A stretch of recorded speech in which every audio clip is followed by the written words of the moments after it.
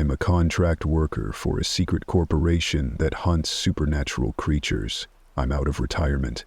Lately, I've barely been able to keep my head above water financially. For the past 2 years, I've moved around chasing job listings and low rent. I've sank low enough to accept a door-to-door sale job. It had something to do with a water filter. I doubted the services were legit, but I got paid per sale. After 3 days of getting the door slammed in my face, I got desperate to head into a neighborhood with longer lawns and cracks in the sidewalk. I just needed one more sale, and I swore I would quit this awful job. The sun had started to set by the time I arrived at the last house on the block. I considered not bothering with it. One of the front windows was broken, with nothing but cardboard keeping the insects out. I regret ever going up the wooden front steps to knock on the door. A few seconds passed of silence after my short knocks. I had turned to leave when the door opened a crack. Inside was too dark to see the man's face fully. I was so surprised someone actually answered. I fumbled with the papers in my hands. "What are you selling?" the man asked in a deep voice. "I'm with the Clear Waters Filtration Systems. If I could have a moment of your time, I would like to display how dirty your tap water is," I said, my voice as tired as I felt from being on my feet all day. The man didn't move for a few seconds. He kept looking over me, trying to see if I was a threat. Finally, he opened the door the rest of the way to let me inside. I paused, debating on how much I needed this sale. The fact I hadn't had a meal in 2 days was the factor that made me follow the owner of the house. Inside was dark and smelled musty. I expected it to be dirty, but there wasn't much inside. The old floorboards creaked as he led me to the kitchen. The room was almost bare. A table with 2 chairs took up most of the space. There was a full knife block, a microwave, and a fridge. No dishwasher, no plates or mugs, not even any trash. "May I have a cup of water to test?" I asked. My stomach turned. My body knew something was wrong before my brain caught up. The man was taller than me and well-built. He looked well-fed compared to my thinner frame. I wasn't always like this. Years ago I was in shape, but not having reliable meals hit me hard. By the time I clued into my situation, it was far too late. I had already walked into a trap. Instead of getting a glass of water, the man took a step closer to me. I raised my clipboard as if they would protect me. He took me out with a single punch to the face. My body hit the ground hard, my nose bleeding. Panic started to set in. I shook my head, trying to clear my racing thought. I cursed the idea that I could have taken this guy in a fight a year ago and just how much I let myself go. His hands fell on me, causing me to struggle. I yelled as I kicked his legs. With some effort, he got me pinned down to the floor. He painfully pulled my arms behind my back. My wrists were held together with one hand as he used the other to slam my head on the ground hard enough to make my vision go black. In the few seconds I was out, he put a zip tie painfully around my wrists. I felt him lifting my body to my feet. I needed to do something. I jerked back out of his grasp to land hard against the counter. The knife block fell, causing a few of the blades to slide out. I grabbed a handle of one with my bound hands. I had a weapon, but no way to use it. A knock at the door made us both freeze. I almost screamed for help. A barrel of a gun pointing directly at my face made my mouth close. I let him force me into a chair, my hand still gripping the knife he hadn't noticed. The man didn't need to say anything. His eyes told me everything I needed to know. I watched as he walked out of the room towards the door to a new victim. I heard muffled words as I frantically got to work, cutting at the zip tie. I sliced open my fingers, trying to use the knife. I felt the zip tie snap just as my attacker came back inside the room with someone new. I froze again. If I made a run for it, I would get shot. I needed to wait for the right moment to get the jump on this man, praying the element of surprise would beat his trigger finger. The new person had wavy black hair and a bright dimpled smile on his face. His pressed white shirt and sharp dress pants looked out of place in a house like this. He held some booklets in his hand. My face dropped when I read the words, "The Watchtower" on the front. This poor guy was just trying to spread the good word, only to get caught up with all of this. His smile faltered when he saw my face. His eyes followed the blood from my nose to my now stained shirt. "Is this a bad time? I can come back later." The newcomer spoke in a softer tone that matched his appearance. His face held a nervous smile. The man who led him inside again said nothing. When the newcomer moved to step away, he was caught in a flash. He winced at the sound of him hitting the table hard. The booklet spilled to the floor as the larger man pinned him down. "Please, I haven't seen anything. I won't." He started begging, but got cut off. Just like myself, he had his wrists zip-tied together. When that was done, he was forced into the chair on the other end of the table. Scared as hell, his entire body shook. I didn't blame him. My heart raced as I carefully waited for the right time to act. I can't believe how lucky I am. 2 products just knocked on my door. Here I thought I was only shipping 1 today. Now, behave. You're worth more alive. Our kidnapper spoke as he ran a hand over his bald head. I saw the gun in the back of his waistband. I judged the distance between us. Would I have enough time to reach him before he pulled his gun, or should I wait until he got closer? I didn't have the chance to think through my plan. The stress of the situation was too much for the other man. He bolted upwards, trying to escape. There was a quick struggle that ended in a single gunshot. I stared in horror as a body hit the floor. A pristine white shirt slowly started turning red with blood.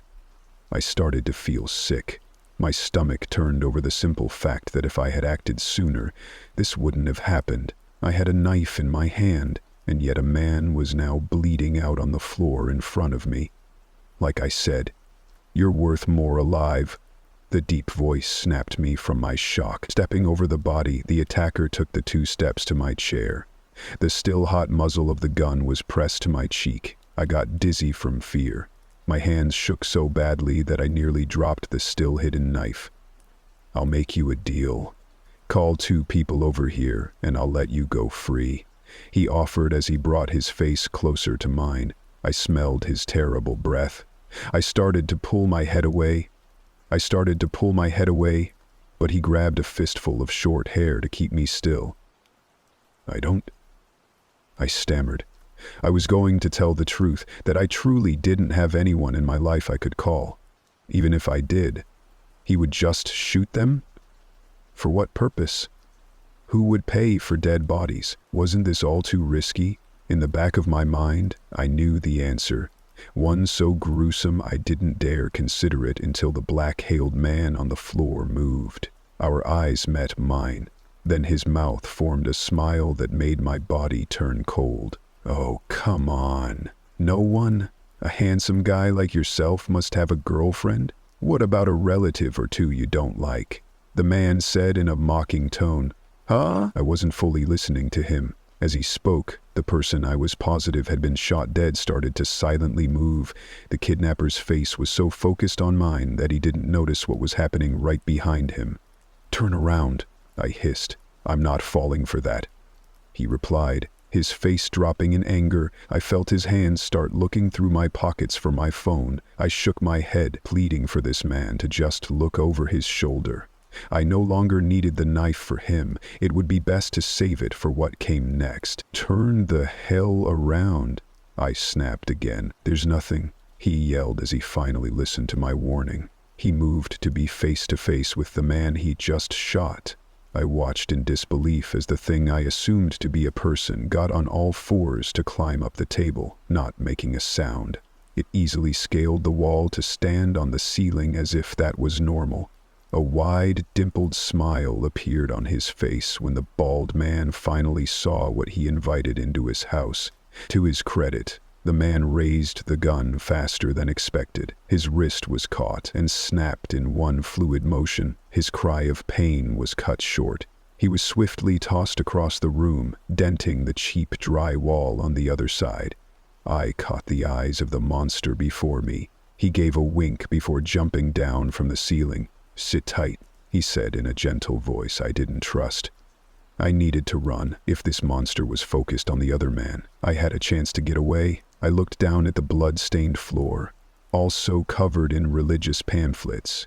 WWJD had been written on the top of one of them. My face twitched into an annoyed smile for a second. I hated what I got myself into. I watched as the bald man got hauled back to his feet. His wrist was bruised and swollen, his head bleeding from going through the dry wall. His body was forced into a chair by the strength of the false Jehovah's Witnesses. The chair was spun around, so they were face to face. I gripped the knife tighter, waiting for whatever horrors I may see shortly. "You were saying we were products? Who's your buyer? Is it Mr. Shark? Or something else?" the dark-haired man asked in a forced, kind voice. He pinned down the other man's wrists to the chair. When that didn't fully work, he forced a knee into his stomach. "Fuck you!" If the seller ratted out his buyer, he would be placing a target on his back. If he didn't give up the information now, he would be tortured. Spilling what he knew saved him a great deal of pain, however. His pride wouldn't allow it. For a moment, I thought they were at a stalemate, but monsters have a way of making people talk. A small tube with a point at the end came out of the dark hair man's mouth. I jumped when it shot out directly into the corner of the bald man's eye. He let out a cut-off scream, then his body froze into place. When the tube slid out, only a small amount of blood trickled down his cheek. I saw the sheer terror in his frozen expression. Whatever this creature did, it made it impossible for him to fight back. We could have done this the easy way, actually. So far, you've made my job very easy by letting me inside. Your greed made you take risks. Your gun gave you confidence. Such a shame you won't be able to learn from your mistakes. I expected this monster to sound cruel, but he used the same voice as he did when he first walked into the room. The fact he sounded so normal made my skin crawl. He raised both hands beside the bald head. His index fingers suddenly transformed into sharp, curved claws that reminded me of insect legs. He placed the tip of a finger on the back of the man's head, slowly tracing a circle that connected in the front. If I had eaten recently, I would have thrown up at the sight of the top part of this person's head cleanly being lifted off, showing an exposed brain, slowly pulsing. If I was a stronger person, I would have attacked the creature while it was distracted.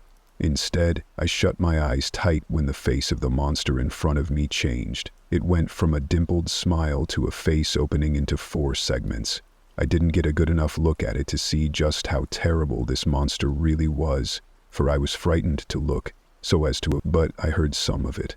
The awful noises of a terrible mouth gorging on a gruesome meal. I didn't know how long I kept my eyes closed. It could have been minutes or an hour. There was a chance that because I wasn't a target, this creature may let me leave unharmed. I should have begged for my life to get that slim chance of walking away. I did something stupid. I decided the world didn't need a monster like this one, and I needed to do something about it. I felt a hand fall on my shoulder. In a flash, I brought down the knife into this creature's neck. His face returned to normal. An offended expression appeared on his face. "Ow," he said without any pain in his voice. At least I caught him slightly off guard. I stood up, grabbing his hand. He was confused enough to not shake out of my grasp long enough to let me do what I wanted. A burning sensation came from our hands. It jolted him enough to toss me into the counter. I expected that. I was now within reach of the knives, and the only weapon in the room. If I went for them to start with, he would have stopped me. I needed to make him push me over here. My vision became blurry from stress and my empty stomach. I forced myself to move. In a second, he covered the distance between us. My goal was to cut off his head. Most creatures couldn't live after being decapitated.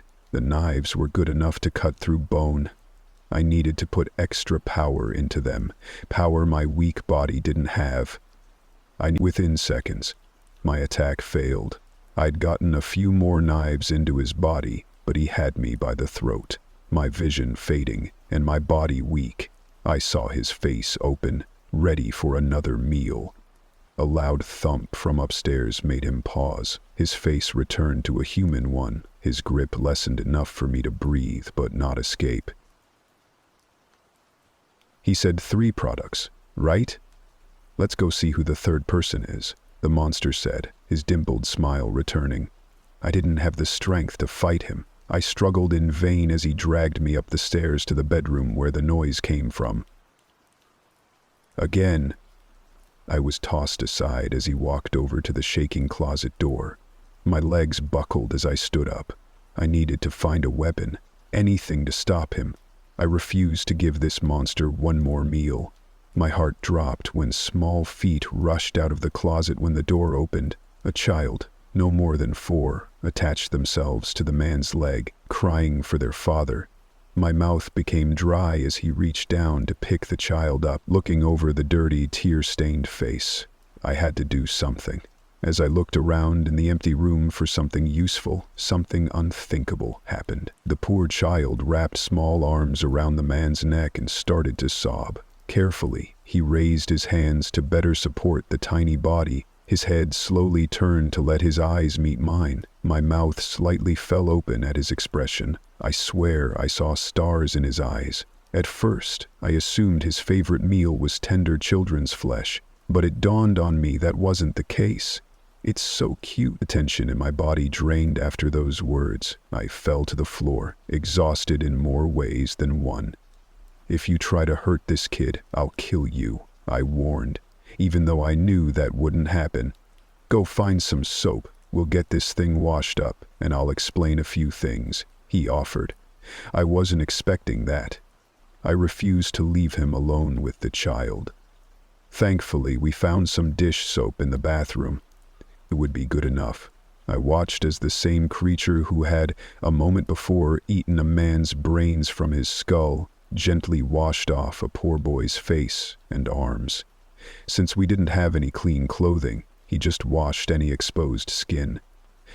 The kindness was enough to soothe the boy. The moment he was dried off, he fell asleep in the man's arms. I offered to hold the boy, but got a scowl in response. Instead, I was handed a phone with the instructions to call the only number in the contacts list.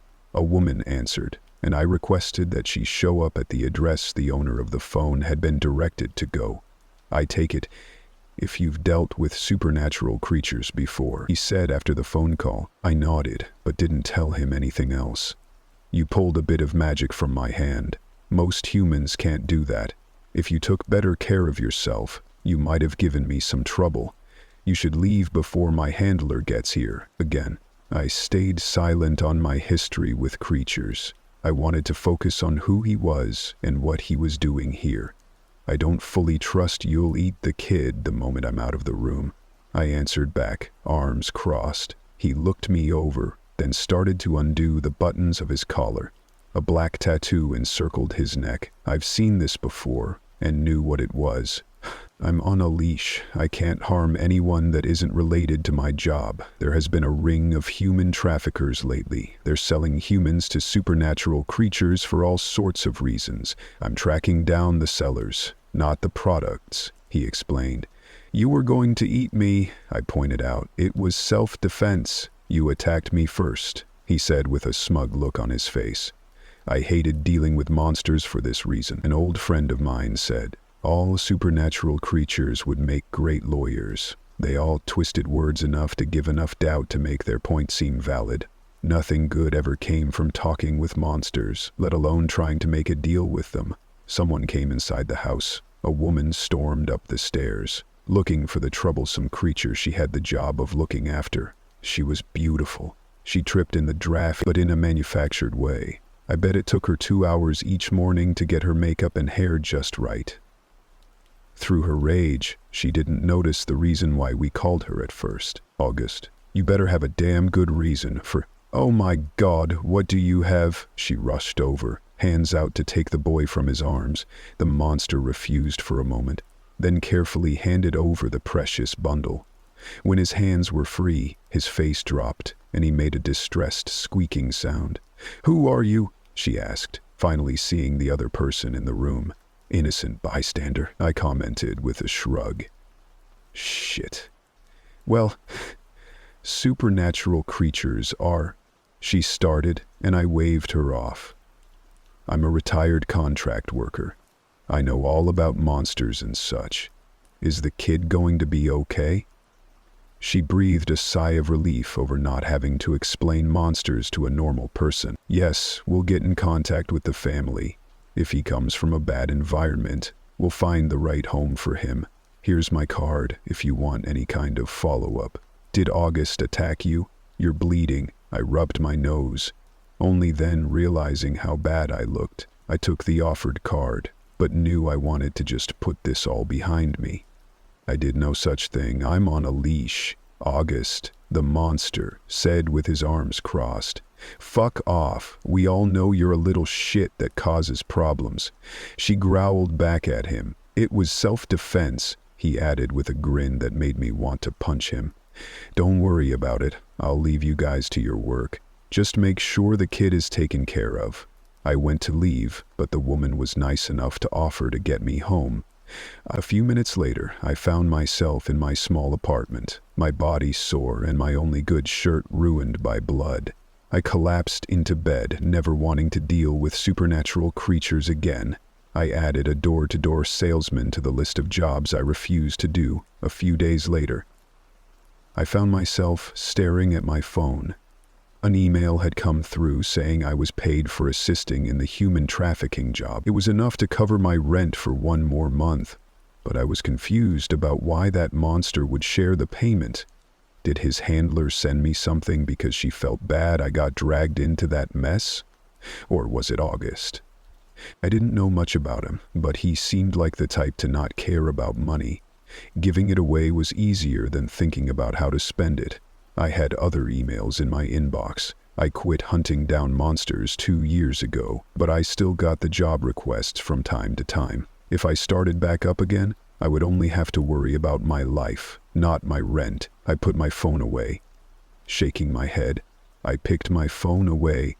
No matter what, I refused to go back to that life. Working in customer service was slightly less stressful. I had enough money for rent, but not to heat my apartment. I've been curled up on my bed for days, under every scrap of fabric I own. My last job paid some bills, but also ruined my left hand. I only got feeling back after days after all my other cuts healed. The freezing cold of my apartment didn't help. Freeze to death or die by some sort of monster?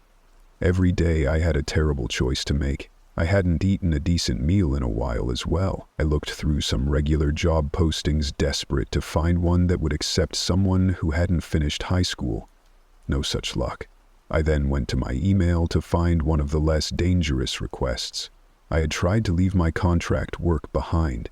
Here I thought I had a choice in living a normal life.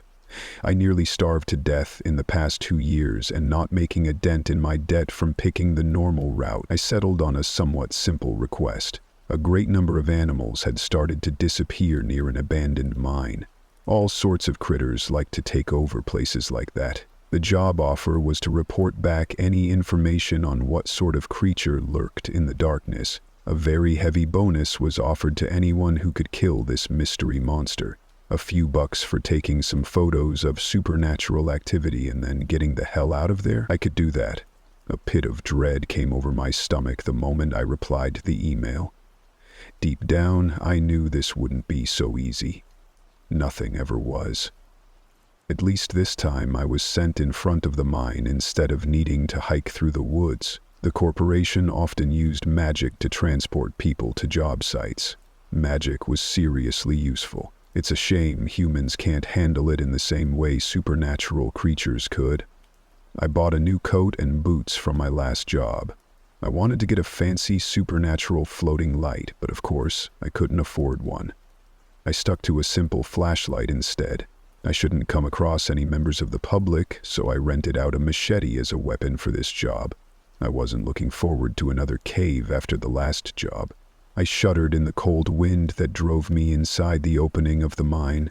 If my luck held, I could snap a photo or two and then head home. I wasn't an elite-trained monster hunter. Best to leave the big creatures to the agents who were always into me. The air inside was strangely warm. I kept one hand hovering over the handle of my weapon as I scanned the area with my flashlight.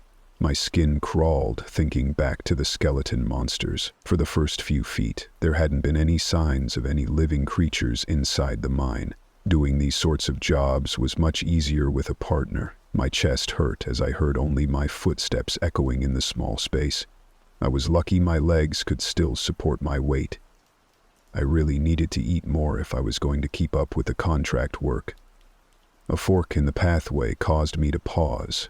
I listened to any sounds giving me a hint as to where to go first. A small sound of ripping water came from the right path. Most creatures needed to drink water like the rest of us. I followed the sound, the back of my neck starting to sweat from stress. I came into an open area so wide my flashlight couldn't reach fully into the darkness. A few deep scratches had been carved into the floor. Tracing my fingers over the marks, I tried to figure out what kind of animal or monster made these marks. 4 lines, thin cuts deep into the rock. No signs of blood, but there was discoloration in the dirt on the floor.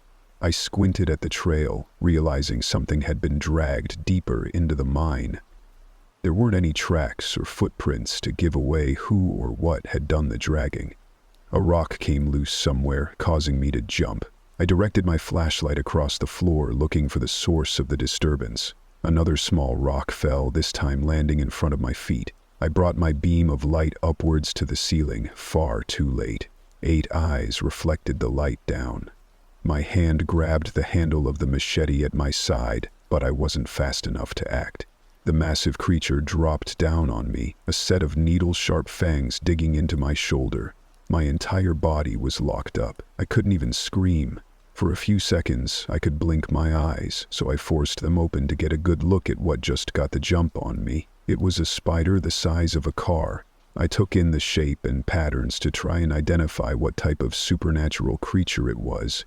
When I felt my eyelids locking up, I forced them. The creature got to work, wrapping my body tightly in thick webbing. The constant spinning as it bound my arms made my stomach roll. Then I was knocked over to be dragged along the floor to who knows where. After a long while of painful dragging, I felt myself lifted off the ground. More of the threads were added to stick the creature's new meal to the cave wall. I was thankful that the massive spider forced the webs on my torso and mostly spared my face. It might know not to suffocate its prey if it wanted a fresh meal. My shoulder throbbed in pain, and my body hurt like hell from whatever I'd been injected with. The only good news was I was almost certain I knew what kind of monster attacked me. Humans make pets out of anything. Some creatures take advantage of that. On occasion, a supernatural spider egg will appear in a batch with otherwise normal eggs, but only if humans are the ones breeding and taking care of the spiders. For the first few months, the spider appears normal, but then it'll grow at a rapid rate, soon escaping to devour small animals out in the wild. There are a few theories of why this happens, however. So far, no one has been able to agree on the reason. If this was that kind of spider, I was in luck. Their venom isn't overly harmful to humans. It should work its way out of my system in an hour or so. People guessed that the spiders didn't want to kill the humans raising them, so evolved to not be able to take them out with a single bite. I was dealing with a huge spider, though. Those legs could crush me if they wanted. Just because I could move an hour after I was bitten didn't mean I was in the clear. When I could feel my fingers again, I wriggled, testing my binds. I slowly opened my eyes, surprised to see some light inside the rocky space. Looking down, I saw an abandoned flashlight that was not mine, casting shadows across the wall. This place was where the spider stored its food. I saw so many smaller bundles of webbing stuck to the wall. All appeared to have long since dead animals inside.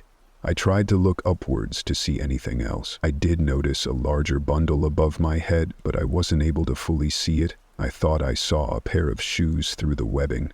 I had hoped that only myself had been dragged into this mess. I kept wiggling, which turned out to be a mistake. The spider was cheap when it came to webbing. I came loose off the wall, my stomach in my throat as I fell headfirst towards the floor. My skull wasn't hard enough to take a hit to the stone floor at this height. Something caught around my ankles in the last seconds. I jerked upwards and then started to spin as I hung from a single lifeline. I let out a long breath, surprised I didn't scream. Just as I recovered, a bundle of webbing fell off the cave wall the same way as I did. They were caught by their ankles as well. I let out a small sound of shock from expecting any movement to be the spider monster ready to finish me off. When our spins synced up, I made eye contact with a person I never expected to see again. What a coincidence. We spoke at the same time, our voices echoing down the mine shaft. We kept slowly spinning. When I knew the spider wasn't coming and we were facing each other for a few seconds, I spoke again. "How's Lucas doing?" I asked the upside-down August. "Oh, he's great. He made a friend at daycare," he replied, his smile not matching our situation. I let us slowly spin in silence. August being here was a huge help. He wasn't human, and I bet getting through these webs would be easy for him. But how did he get caught in the first place? When we came back around, I got a good look at his face. He was chipper but looked exhausted. Dark bags were under his eyes, and his cheeks showed he'd lost some weight. "What are you doing here?" I asked him. "I've been taking a lot of jobs lately. Lucas seems like he might want to be an artist when he grows up," August explained. "So you're saving for college?" I said, a little shocked. I swear this guy treated this boy better than any human in his life. I didn't know much about what happened to Lucas before August took him in, but I doubted his real parents spent the money to feed him, let alone plan for his future. Yes, if that's what he wants. I also need to save enough so he's set for life if he becomes an artist. Shit is expensive. I agreed with him on that. It was hard to believe the man I'd seen eat someone's brain out of their skull was a better parent than most. August would let Lucas chase his dreams, but also have a backup in case that career choice didn't pay the bills. If my mother was even half as responsible as August, I wouldn't have become a contract worker hunting down monsters. At the very least, I would have finished high school. I tried to get free and started to feel some of the webbing stretch a little, but I couldn't reach my machete to cut the threads. It would take me hours to get out if I was lucky. The spider might get hungry before I make any progress. "Are you a virgin?" August asked without warning. I was so focused on my struggle I didn't notice August had changed until my face was near his. 4 deep cuts appeared in his skin, with his eyes turning a pitch black. A tube-like tongue with a pointed end came from his mouth, stretching to reach me. I shouted as I pulled my head back as far as it would go. "Put that away!" The tongue wiggled more, mocking me. It was gross as hell, but I understood what he was trying to get at. Virgin blood gave supernatural creatures a great deal of strength. If August was asking for some of my blood, he was in bad shape. "Do I look like one to you?" I hissed back. His silence was insulting. It wasn't any of his business, but I'm not. August appeared disappointed he wasn't getting a free meal. With some effort, he tore through his webbing. Using his sharp claws, he cut me free. He let me drop the painful few inches to the ground and, to my displeasure, ripped my new coat. "I just bought this," I said while pointing out the rips. He shrugged, his face back to normal. I followed behind, considering my choices. Leaving was an option, but leaving didn't cover a new jacket. It didn't even cover a new jacket. I didn't know how deep we had been dragged into the mine. I needed August to help get me out of here. I doubted he wanted to leave a job unfinished. "Let's ditch," he said over his shoulder. I stopped in my tracks, confused. The spider wasn't that strong. His strength greatly outclassed it, and he needed the money. So why did he offer to leave? To protect me? No. He shouldn't care if I died. If I did, he most likely would eat my body and lie that I was never here in the first place. No matter the reason why he wanted to leave, we did not get that option. The spider got the jump on us again. It fell from the ceiling, causing us to scatter. I pulled out my weapon, my body still feeling stiff. I raised the blade just in time to knock aside a leg going for my throat. With the two of us, the spider had issues focusing its attacks. It was fast. I didn't stand a chance alone. For the first time, I felt glad August was there. I looked over at him in the dim cave to watch his movement. He looked stressed. Was it because he overworked himself? No, this was different. An expression of fear had come over his face. I forget how stupid I was at times. I didn't know what kind of creature August was. From what I've seen, he appeared to be part insect. Most insect supernatural creatures had a fear of spiders ingrained into their very soul. Even if he was stronger than this monster, that fear held him back. I dodged another leg attack. I slipped, hitting the ground hard. My machete didn't cut through the legs, only knocked them aside. "August, you can kill this thing!" I shouted at him, my voice echoing. He looked at me, lips tight and face pale. A noise came from him that said more than words ever could. He was well aware if he fought back, he could win. But the sheer terror of spiders won out. Damn it. I had a chance of living if I left him here to die. Make a run for it while the spider was busy sucking out his insides. I wouldn't get paid, though.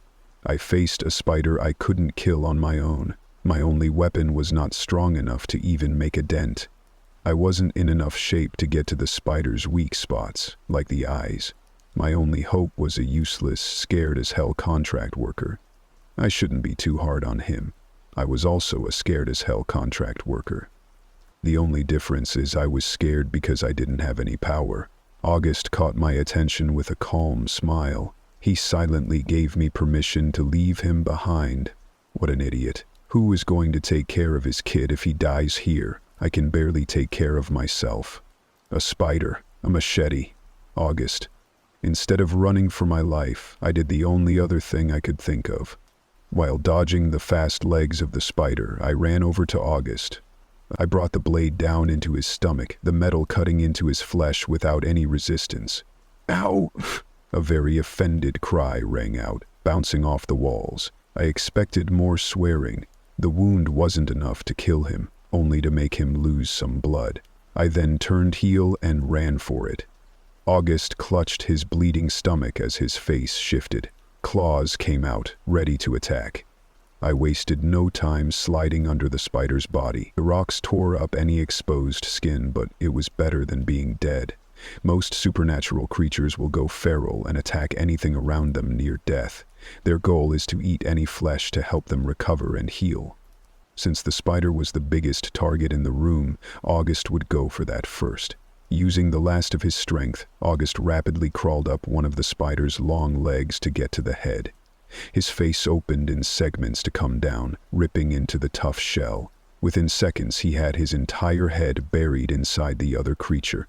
Purple blood burst from the wound. I pressed against the wall to avoid the erratic movements of the dying spider, unable to get August off.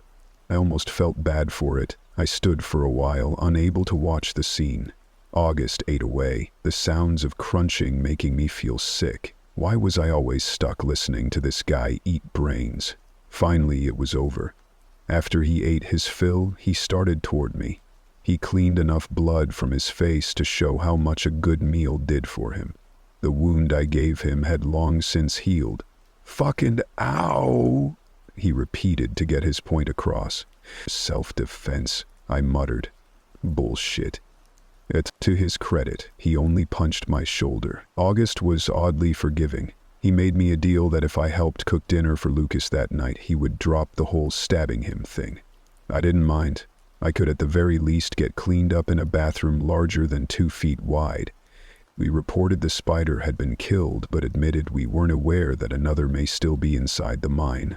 Seeing money in my account was a nice feeling. It almost made nearly getting eaten by a spider worth it. I wasn't the best cook, but better than August, it seemed. So far, he's been ordering out or reheating pre-made meals. Lucas needed something better than that. I told August he needed to learn how to cook, but with him so busy with his job, it made it hard to take on another task. At least the takeout he ordered was full meals and not all fast food. I was amazed at how well Lucas was doing. He didn't talk much, which was understandable, but he made the effort to make eye contact. He didn't smile much either. At least not with me. August was the only person who got a real smile out of the kid. Before I left for the night, Lucas met me by the door. To my shock, he hurried over and hugged my leg. "Bye, Uncle," came a tiny voice. He rushed off, clearly embarrassed by the exchange. If I didn't care about that kid before, now I very much did. But my face dropped when I looked up to see August, overjoyed over the new development. So far we bumped into each other by chance.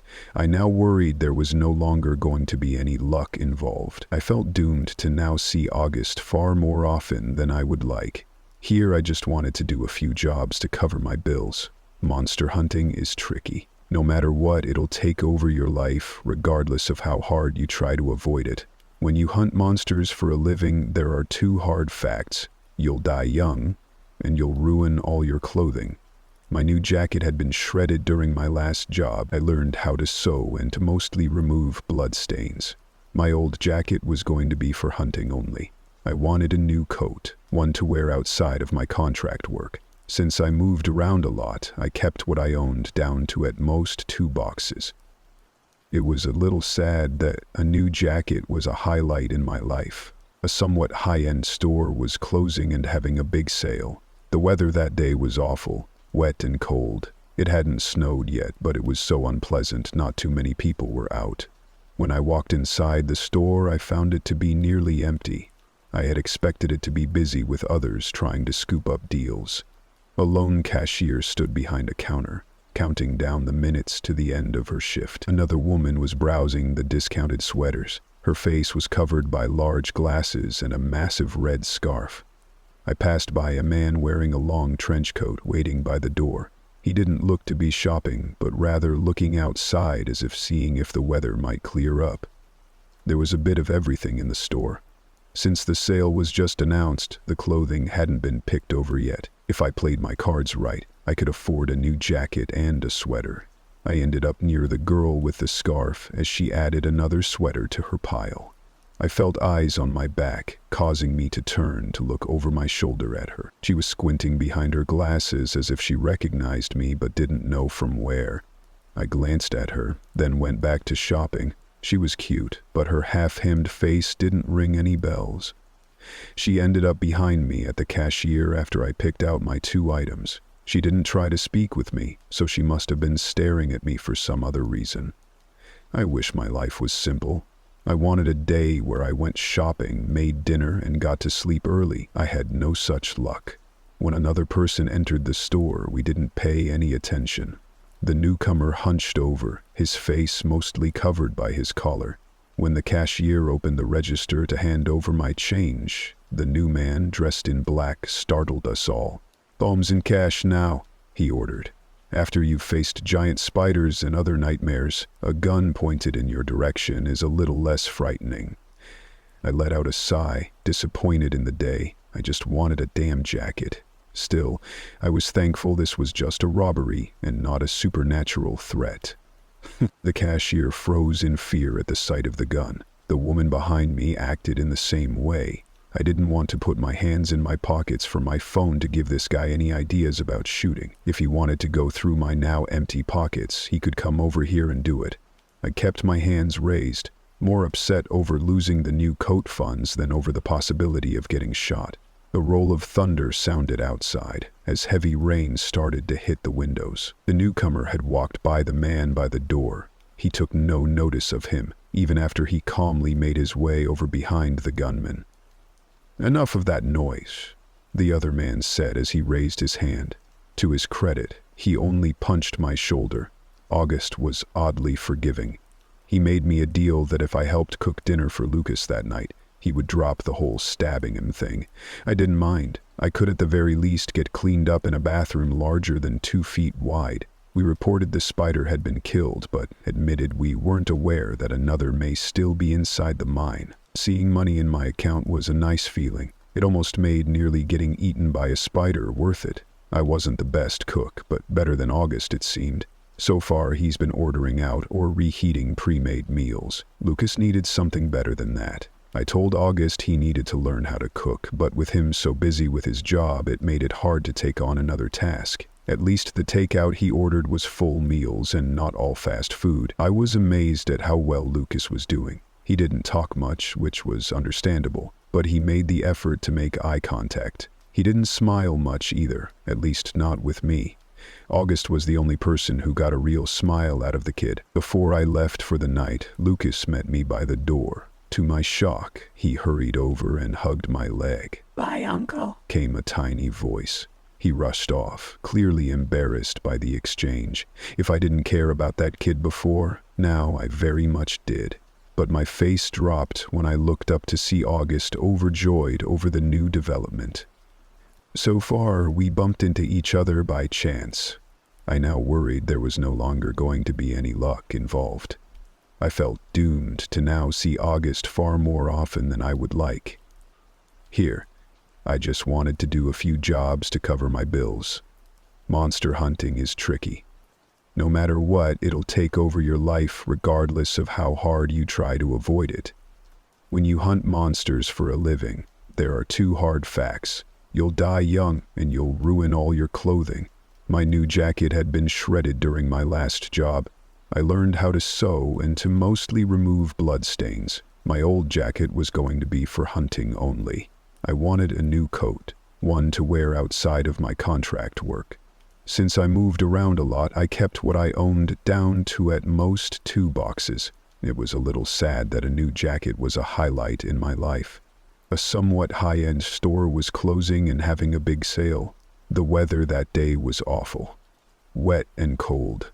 It hadn't snowed yet, but it was so unpleasant, not too many people were out. When I walked inside the store, I found it to be nearly empty.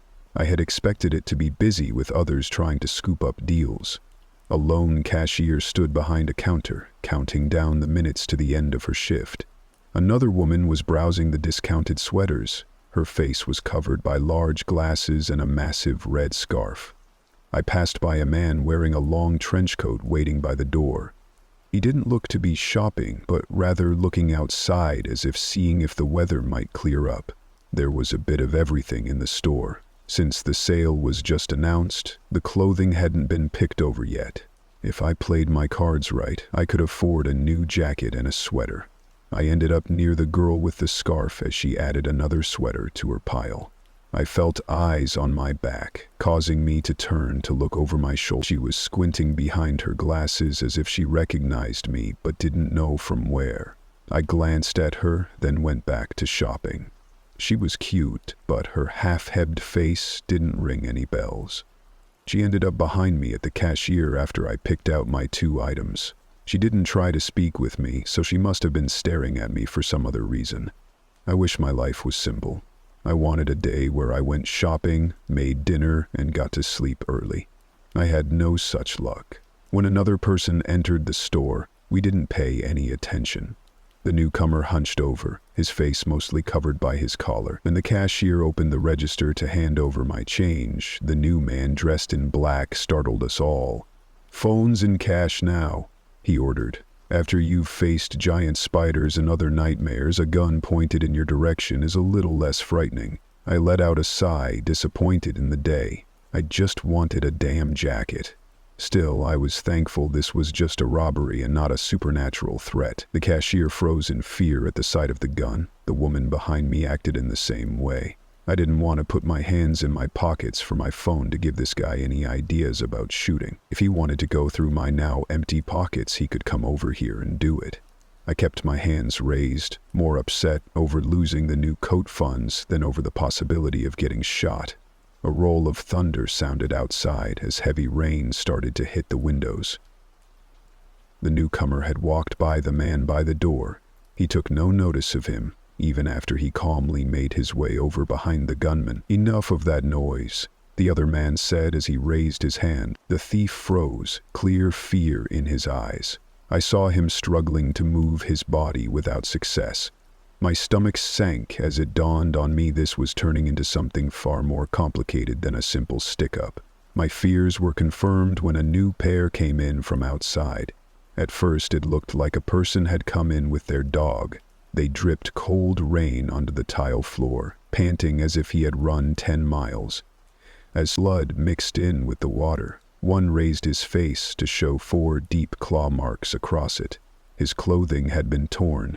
He appeared to have lost a fight with a large cat. The cashier screamed as she made a run for it. The gun went off near her head. She stopped suddenly, too scared to move again. The woman with glasses rushed over to quickly wrap her arms around the other girl, using her body as a shield. Their reaction was normal considering what the mystery man brought with him wasn't a dog. A thin creature hunched on the floor, dripping rainwater. Its skin was light gray, and it looked like a mixture between a human and a bat. The face had a mouth far too large for its skull, and tiny eyes. Large bat ears darted back at the sound of the scream. As it shook the rainwater from its body, I noticed a black ring tattoo around its neck. "A hunter caught me. I got away, but we need to move," the bleeding man said as he caught his breath. "Seriously, what are the chances? A botched robbery and now these creatures? I just wanted to buy a damp coat." "You certainly got yourself in a mess. It appeared we were in luck. You can heal yourself by eating one of these 3. By the looks of it, we have one for each of us. We just need to leave enough for the police to assume this man had done the crime." The man who spoke was tall. He adjusted a wide-brim hat on his head. He was the leader of the small group. He also used some sort of power to control the gunmen. If we tried to run, we would get shot. If we stayed, we would get eaten. The man with the hat directed his attention in my direction. His eyes shone yellow to study the people in front of him. "You don't appear very worried about the change in events," he said in a dangerous tone. Crap. If he thought I was a hunter or someone who knew about supernatural threats, he might take me seriously. "You're a cop. Do something," the girl in the glasses said from behind me. I knew her voice from somewhere, but not her face. Her lie helped me out. I'm sure most police could handle the weaker creatures. However, you needed specialized information to truly stay alive against the supernatural. That one statement made this man think I was just a person who could stay calm under pressure. I looked between the 4 of them. The man with the hat didn't look worried for the well-being of his partner when he arrived bleeding. They weren't friends, just working together. The smaller creature was being controlled by some sort of contract and wouldn't attack without an order. The gun was also being controlled. These 2 wanted a fresh meal, so no sending the monster to kill us or shoot us unless it was necessary. I worried about the girls. I needed to keep the attention on me to give them a chance to get away. 3 against 1 wasn't ideal, though. When I first got into this job, I got some good, yet simple advice. You should be afraid of monsters, just don't let that fear control you. Your greatest strength is your head, use it, and always stay on your feet. I don't want to die a virgin. I muttered under my breath, but loud enough for those 2 to hear me. I wasn't one, but they didn't know that. For some reason, virgin blood gave a great deal of power to creatures when consumed. Because of that, it was coveted. The injured man took the bait. He needed to be healed up, so he didn't let himself consider I was lying. He charged forward, his face changing into something with bat-like features. Since he was already injured, I was able to sidestep his first attack. He stumbled and then regained his footing just as my hands landed on a weapon. I took hold of a small table with a few items on it and hit him with it as hard as I could. He got knocked back into the floor, his already beaten body refusing to work. The Hat Man came next, yellow eyes glowing in amusement. I'd already grabbed my next tool for this fight. He came at me with a set of claws out. I expected this and spun on the ball of my foot, my heart pounding in my ears. If I slipped up, it wasn't just my life on the line. As I got behind him, I guided a pair of jeans across the front of his chest so both legs were over his shoulders. I then kicked his legs out from under him and grabbed hold of the bottom of the legs before he fell. By some miracle, I had him on the ground, my knee in the middle of his back and the jeans around his neck. I crossed the legs to tighten the material. With my knee pushing down, I pulled up, choking him with a pair of skinny jeans. That pissed him off. A lot. I was tossed off as a large pair of bat wings burst from his back, ripping his long wool jacket. I fell hard against the ground, a jolt of pain racing from my elbow to my brain. He frantically gasped for air, his hands fumbling to remove the pants from around his neck. I used that time to get over to the still frozen thief to grab his gun. Normally, guns didn't do much against creatures. It only pissed them off. I only wanted to buy time, not win. The hat flew from his head, his body a blur of motion. A set of fangs sunk deep into my shoulder. It hurt like hell, but I wanted this to happen, sort of. I needed him as close as possible so I wouldn't miss him. I pressed the gun directly into his now large, pointed ear and fired. He jerked back, screaming from pain. Blood came from the wound, splattering against the ground. He rolled, shrieking, but not dead. The first attacker got up, claws out, about to finish the job. I emptied the gun in his direction. Who knows how many shots I landed. I'll admit I'm very bad with guns. At least that slowed him down. "Fucking kill him already!" One of them shouted at the smaller monster, the man darting back, bleeding from new wounds. The creature listened to the order as best as it could. Its clawed feet kept slipping on the wet tile flooring. I took another chance and wrapped my arms around its neck, a set of teeth sinking into my forearm. Without any weapons, this creature normally outclassed me. I only had a few seconds to pull the last move I had available. I focused my sight on the black ring, seeing the dark, tainted magic flowing out from the forced leash. I took hold of the dark power. A flash of nearly unbearable pain came from my hands. Touching raw magic was like grabbing hold of white-hot metal. Instead of burning your skin, you burn something else inside of you. I gritted my teeth, my entire body screaming at me to let go. Instead, I pulled. The band lifted from the creature's neck ever so slightly. This hurt the poor thing as well, but when it realized what I was doing, I felt a force coming from the smaller body pressing against the ring. With both of us pushing and pulling, the band broke, sending a shockwave that knocked everyone off their feet. A few seconds passed. I hurt. That was an understatement. My body felt like I'd been hit by 10 trucks in a row. My left arm refused to move, and I thought it had been blown off.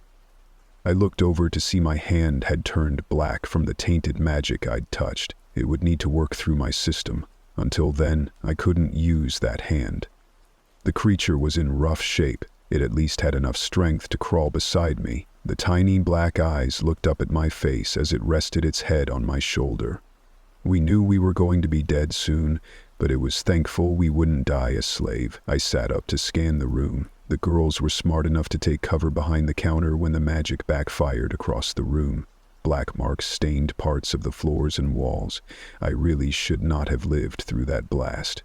The thief and the injured man were knocked out. The man who now lacked his hat was stronger. He got to his feet, his face red with rage and his yellow eyes glowing as he let his body slip into a more monstrous form. "I'm going to slaughter every single person in this room and make you watch. You vile reject piece of..."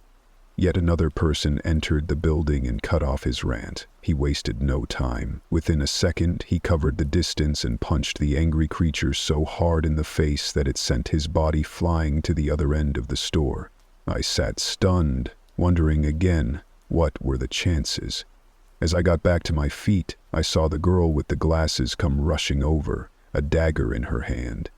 It looked to be a weapon to kill supernatural creatures. I ignored that fact to address the person who had just come in to save us. "August?" I asked, voice weak. "Richie? Evie?" he replied, looking between the two of us. "Evie?" My eyes landed on the girl with glasses again. Then it clicked. She was his handler. I just didn't recognize her so dressed down. She was cute without makeup and beautiful with it on. I honestly didn't know which look suited her more. "What a coincidence," the three of us said at once.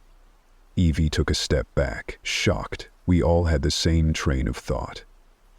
I only said it because I knew August would. "But really, what are the chances?" I asked him. He looked me over. His cheerful expression didn't change even though I was in rough shape. I have been doing a lot of jobs, so running into me when monsters are involved is going to happen a lot. The chances of them coming to this store while you are here, bad luck on your part," August commented. I just wanted a nice coat, I grumbled. Pain shot up my arm when something touched my bad hand. I looked down to see the bat creature staring up at me. I used my good hand to pet his head, thinking he was cute in the same way pugs were. Vi thought the same because she dropped to her knees to wrap her arms around the creature. Bats are so fucking cute, she told us. We ruined a store but took 2 monsters off the street, and 1 thief too. I almost forgot about him. The poor guy probably would have preferred to be arrested. Now that the creature was free, Evie had connections to arrange a better life for him. We sure did trash the store though. And yes, it wasn't just me, it was a group effort. Evie got up to start talking to the cashier about what would happen next. She was safe. There was an organization that would cover up the damage and the events of the day. Therapy would be offered, stuff like that. Your arm got messed up. Give me some of that, August said as he offered his hand for me to take. I hesitated, not wanting to transfer some of the tainted magic painfully sitting in my flesh to him. Then I thought back to how he was more than happy to eat me when we first met, and took his hand. Transferring erratic magic hurt more than I expected. He pulled away, only able to take half the burden. If we pushed it, we risked the power reacting in a weird way. Normally, magic was a stable power source. You needed to use your will to make it react. Sludgy, dark magic had a mind of its own and liked to inflict harm on whoever dared use it. August shook his hand in pain. His body was more equipped to process magic than mine. He would recover in a day. My hand would be back to normal in a few weeks. His shirt collar had been torn open from the fight that brought the injured man and the smaller creature into the store. He had already healed, but his clothing showed damage. His black ring stood out against his pale skin. His leash had been made far more skillfully than the bat creature's. I doubted I could break his collar. If I did, the blowback would kill me. Do you want to come over for dinner? He offered, mostly hoping I would cook again. Not tonight. My hand hurts too much. I shrugged. We'll order something. That was tempting. I glanced at the black ring around his neck again, realizing that even if it was somehow removed, August had gained another leash. The love for a small human boy kept him fighting. He'd been tied down into a dangerous life killing monsters like himself, and he was happy to do it. Here. Out of nowhere, the cashier came up to me and shoved a pile of clothing into my arms. It hurt to take hold of them. August reached over to help with my burden. Considering what happened, I don't think the company is going to miss a few things. Take whatever you want, she said, acting oddly calm considering what happened. She did work in customer service. I bet today beat getting yelled at by angry customers for 8 hours. I almost felt bad taking what she offered. Then again, I wouldn't be able to afford any of these sweaters and jackets otherwise. I thanked her and decided to donate anything that might not fit. I did go over to see Lucas and get a free meal. Maybe I could offer to babysit as a source of income instead of hunting down mushroom monsters in the woods. When Lucas gifted me another drawing, I considered looking after him for free if asked. When I got home that night, I looked over my hard-earned pile of new sweaters and the nicest jacket I've ever owned. The stitching was top class, the fabric was sturdy, and even my ignorant brain could tell it was extremely fashionable. I looked it over feeling expensive quality for the first time. The light brown jacket had one problem. The cashier forgot to remove the security tag. Seriously, what bad luck. My hand had been slowly healing. Not being able to fully flex my fingers the first few days was a little annoying. I didn't want to strain myself chasing down supernatural monsters until the tainted magic faded. Instead of monster hunting, I took some time to collect cans and bottles off the street in my neighborhood. I got a few judgmental glances. It got me out of the house and enough money to buy a loaf of bread and a carton of eggs. Plus, some trash got recycled. A win for everyone. Finally, a new request came in that sounded simple enough. I was surprised to find out August passed on it. He said he didn't want anyone to see him hanging around in bars and assuming he was a bad parent who stayed out all night. There have been 3 disappearances in the past 2 weeks. All were male and each had last been seen at a certain bar. There were no records of them getting a lift home. The one who drove to the bar left behind his car. So far, he had not appeared again to claim it. Some cameras pointed to the front door, but none of the men were seen leaving. However, the front door isn't the only exit. There is a chance they left some other way. Something like this normally doesn't get on the corporation's radar. A fourth man was found inside a bar's washroom with his head missing. It didn't seem possible for a human to remove the head, clean up, and leave without being seen in such a short span of time. That was when something supernatural had been considered. The job was simple: to act as bait to lure out anything that may be targeting men in the area. The corporation would cover the bar tabs for food and non-alcoholic drinks. I heard there were at least 3 others who took the job, ready to sit around in different bars in the area looking for signs of a predator. It seemed easy enough. I didn't even need to fight the monster if I found it. Passing along info to stronger agents was good enough. I didn't want to wear my better clothing I was able to remove the security tags from. Thankfully, my local thrift shop had a sale I spent some of my recycle money on. Sure, the clothing was a little worn and I could not get the thrift shop smell from them, but what supernatural monster would ever notice that? I hoped this job lasted a few days for the free meals. The first night was uneventful. I talked to some of the regulars and bought them some food on my company's dime. No one had noticed anything strange lately. The bar wasn't overly busy, but I assumed that would change the next night. It was near a college, so on Friday and Saturday nights it was normally packed, regardless of the odd recent death in a nearby bar. From what I could tell, this place was for normal humans to make bad choices. I wanted to wait through the weekend just to be certain. When the bar closed on the first night, I ordered a few extra meals to take home, and to give out some to the homeless men I saw hanging outside when I arrived earlier that night. Most of the time, the homeless are the ones to see the first signs of supernatural creatures. Due to their situation and what led them to their current lifestyle, most people wouldn't believe them even if they went to the police with important information. Most of the time, they never spoke up because they feared authority figures. 2 gratefully accepted the food, while 1 wasn't pleased I didn't offer him money. I asked them if they had seen anything strange lately. I was told a few minutes before closing they had seen a man in a suit lurking around the alleyways. It appeared odd to them. I thanked them, promising another meal tomorrow night if I was able. I tracked down the man they mentioned. Once I saw him poking around in the trash, I confirmed what I'd assumed. I'm working on the same case as you. Find anything useful tonight? I said, causing the man to jump at someone suddenly talking to him. Oh no, nothing, sorry. Are you an agent as well? He asked as he walked over toward me, slipping on some trash in the alleyway. He looked on the younger side. I never would have assumed he was an agent fighting monsters at first glance. He had a smaller frame with a pretty face, one that reminded me of a Japanese ball-jointed doll. Honestly, his pale, doll-like skin was almost creepy. No, just a contract worker. I'm Richmond. I offered my hand as I introduced myself. I'm Agent Ito. Since we'll be working on this together, let's exchange phone numbers. I pulled out my phone to get his number. He was friendly with a calming voice. An agent like this wouldn't last long in his line of work. He must be new. After exchanging numbers, he told me he was going to be at a bar 2 blocks away the next night. If I needed any help, I should text him. It was a nice feeling to know I had backup. I let him go on his way with a promise to take him up on the offer for help. I slept in the next day. Since I didn't need to go out until later that night, I accepted a request from August to watch Lucas for a few hours. His washing machine was better than my own, so I babysat and did some chores. Things were going too well.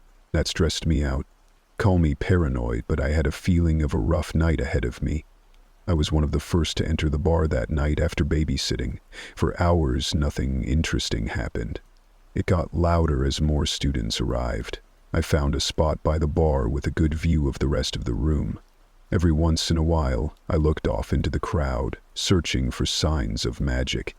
The strain on my eyes hurt like hell. and I ended up giving myself a migraine. Being able to see magic and sometimes the past a human mask monsters wore didn't help me get jobs done as often as someone might think. I couldn't control the sight very well in such a large crowd. Most of the stronger creatures knew how to hide their powers, even from my eyes. There was also a surprisingly large number of harmless half-breeds. Some people weren't even aware they had something other than human in them. So, someone with more magic than normal wasn't a reason to be overly worried about. Halfway through the night, it was starting to look like a bust. A person sat next to me, making it clear the night was going to get interesting. A set of blue eyes landed on mine. I found myself staring at one of the most beautiful women I'd ever seen. Her long brown hair fell over her shoulders in waves. Her white turtleneck sweater was plain, but it didn't need to be anything fancy. Her perfect features drew your attention away from what she was wearing. It took me a second to realize she had asked me to buy her a drink. I waved over the bartender and paid for one with my own money. The corporation was only covering soda and juice. She thanked me with a smile that made me look away. When I looked back, I was once again caught by her beauty. "What's your name, handsome?" "I'm Cameron," she asked when her drink arrived. "Richmond," I replied. My mouth felt dry just being around her. She gave another blinding smile that caused me to wonder if she was dangerous or not. You didn't need special eyesight to see she wasn't human. She was so clearly a hunter on the prowl. "What's a guy like you doing in a college bar like this?" she pressed in a somewhat teasing tone. My job had worn down my features. I looked at least 10 years older than I really was. A bar like this was a great spot for a creature to pick up easy targets. A chill went down my spine as I realized I might have come across the reason why men had started to go missing. "I'll tell you if you can keep a secret," I said as I lowered my voice. She leaned in, face bright and ready. "Is it because of the headless man in the bathroom a while ago?" she asked, face flushed with excitement. I focused on her reaction. Cameron looked happy to be talking with someone she thought to be a cop instead of fearful she would get caught. Was she a man-eating monster or just a true crime junkie? "Something like that. What brings you to a bar like this? You don't seem to be part of this crowd," I pointed out. She looked over the room, her eyes staying on certain younger guys for a few seconds. She wasn't hiding her hunger very well. I hoped she hadn't realized I knew of supernatural creatures and assumed I was into local gruesome events like herself. "The guys here are easy." I smile at them, "and I can take them home. Speaking of which, do you want to stay with me tonight?" she offered as she rested her chin in her hands. My mouth got dry again. I took a long sip of my drink, hoping she would forget the offer in the next few seconds. She patiently waited for my answer. It was tempting, very tempting. I almost said yes before I let my real brain think for a moment.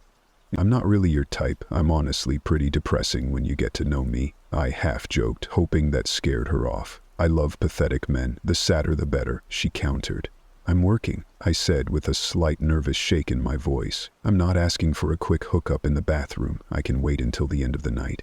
She reached out to take my hand. My body felt hot from the touch in an unnatural way. If I gave in, I risked getting my head torn off. My head was muddled by her perfume and the very little self-preservation I had left. "You're very pretty," I blurted out.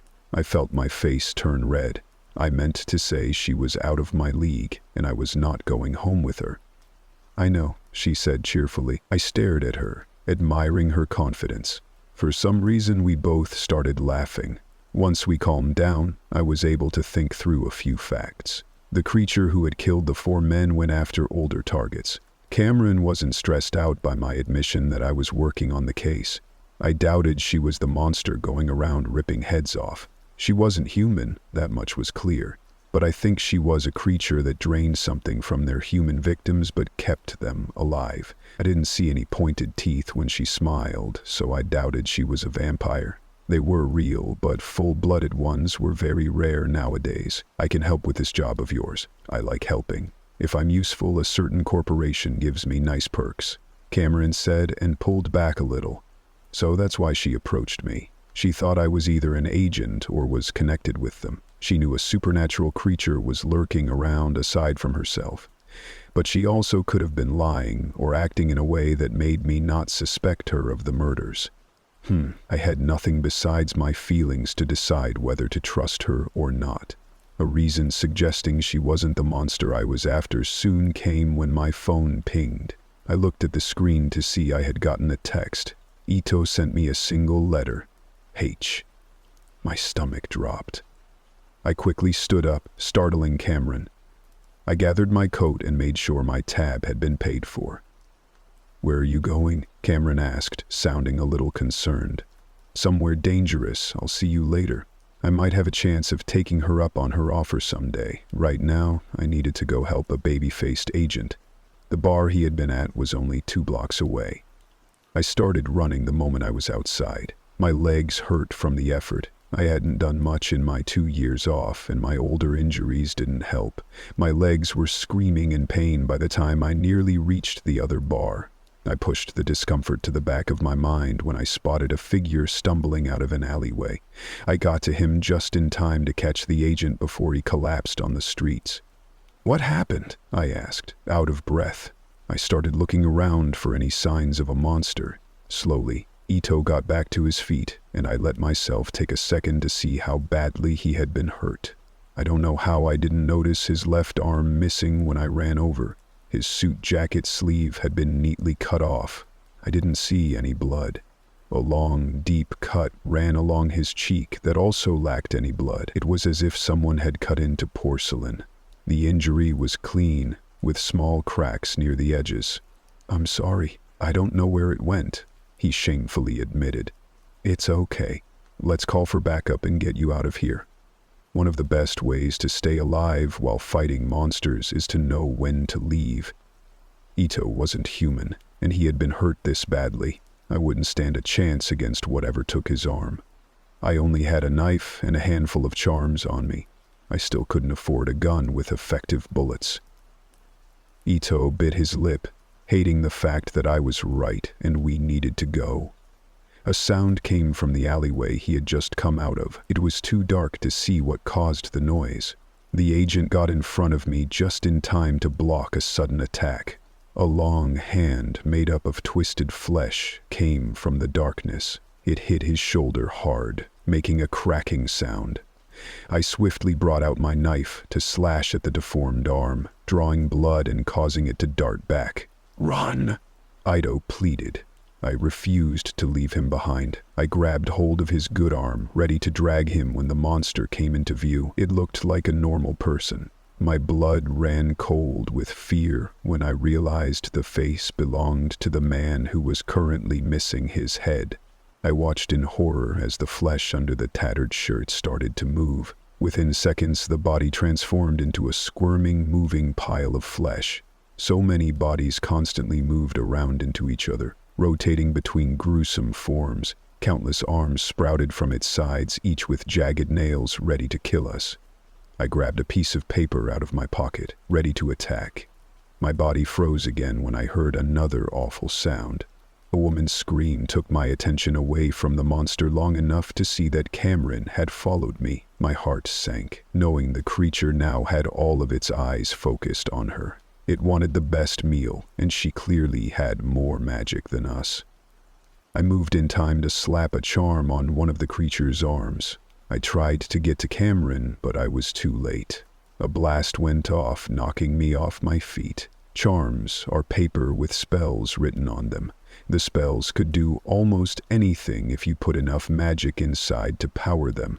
The most popular ones are charms that explode 3 seconds after they're stuck to something. They're basically magic hand grenades. The more powerful ones are more expensive. My basic charm knocked back the monster, but it also knocked back the rest of us. I lifted my head, my ears ringing from the blast. I was on my stomach, legs aching. I saw Cameron on her side, too far away to reach. Her long hair covered her face. I smelled the magic in the air and thought I heard the monster screaming. My breath caught as my heart started to beat fast. It felt like my body was sinking into the ground, into a terrible day that happened 2 years ago. I could no longer see the present. I only saw my old partner bleeding out on the ground. Her body was torn up from an attack I failed to protect her from. I knew this had already happened, and yet I couldn't get myself to move. I needed to snap out of it, or else another person would die because of my inaction. It hurt. The thought of her hurt so much. At that moment, I was there, half dead, legs missing, and too weak to change anything. I shut my eyes tight, trying to get my breathing under control. No matter what I did, my thoughts always went back to the worst day of my life, back to her. Suddenly, I thought of the first time I met August. His pamphlets had WWJD printed on them. My old partner's name started with a J. I often would mentally say WWJD when in trouble. I hadn't remembered that for 2 years. What would she do in this situation? Simple. She would get back up. I had gone into debt for these new legs. I needed to use them. My eyes shot open, the fear still sitting in my chest, and yet I stood up. I took a mental note of the situation. I had a knife and 1 charm left. This creature was stunned, but it would recover too fast for us to get away. Cameron was dazed by the blast. Whatever creature she was, I doubted she could handle the monster in front of us. Ito was missing an arm and would die if he fought. So far, it seemed as if we would all die no matter what. Backup would not arrive in time. I gripped the knife as I turned my attention back to the creature. It started to stand back up, ready to kill us. It had an ever-changing number of hands sprouting from its back. A plate of what looked like bone covered the chest, with the flesh forever moving underneath. Faces appeared along the exposed skin for a few seconds, then disappeared back into the twisting shapes. It had a head made up of 2 fused faces. The mouth reached from ear to ear, filled with teeth. I decided to take a risk. I took the other charm and ran forward. The hands started toward Cameron but stopped when I got in front of the monster. Those arms turned in my direction. I didn't give them time to grab hold. It opened its mouth again to let out an ear-piercing scream. With the charm in my left hand, I shoved it deep into the monster's mouth. The teeth came down on reflex, tearing up my forearm. Then the jaw opened again to spit my hand back out. I had seconds to act. I requested some small edits to my second charm. The first request was to make it taste as awful as possible, so it would spit out my hand when I shoved the charm in the mouth of the creature. The second was to make it almost impossible to remove after it was stuck on. The taste was so bad, the creature put its hands into its mouth, trying to remove the piece of paper. It flailed, screaming. It backed up into the alleyway, giving me long enough to reach Eto and Cameron. Cameron had stood up and started to move. I took hold of them and forced us against the wall of the nearest building. I used my body as a shield as I pressed them close together. The explosion of magic was larger than the first charm. Blood and pieces of flesh rained down from the alleyway. The monster had tried to get away, and luckily enough, the buildings took most of the damage from the blast. To my shock, we lived. I carefully lifted my head to see if the coast was clear. 2 very pretty faces looked up at me. I hadn't noticed I wrapped an arm around their waists. We were crushed in a tight hug I quickly backed away from when I realized what I had done. I started to sputter out an excuse. Cameron cut me off by wrapping her arms tightly around my neck. I felt my face getting red hot, and it got hotter when more agents arrived a minute after the explosion. Thankfully, she quickly went over to explain to them what happened, but not before she forced her number on me. It stayed near me. He looked worried over my bleeding arm, but I assured him it was fine. "Are you really going to call her?" he asked, his eyes directed to Cameron and the 2 agents carefully listening to her. "She's cute. Maybe," I answered with a shrug. For some reason, Ito looked even more concerned. He took my good hand with his. "Do you have a death wish? Is this why you have this job? Whatever the problem is, we can talk about it," he offered. I didn't understand why he assumed such a thing. "What are you talking about?" I asked, but didn't take my hand back. I don't think he could blush. If he could, his cheeks would have been as red as mine were a few seconds ago. "Well, she's a succubus. A full-blooded one, it seems. If you slept with her, you'll die, he explained. I did a double take. Her being a succubus made sense. I'd heard a little about them. There was a decent number of half-blooded ones due to the fact of how often those types of creatures slept around. Full-blooded ones were on the rarer side. If you went all the way with them, that was it. Almost every person who went that far became obsessed with them.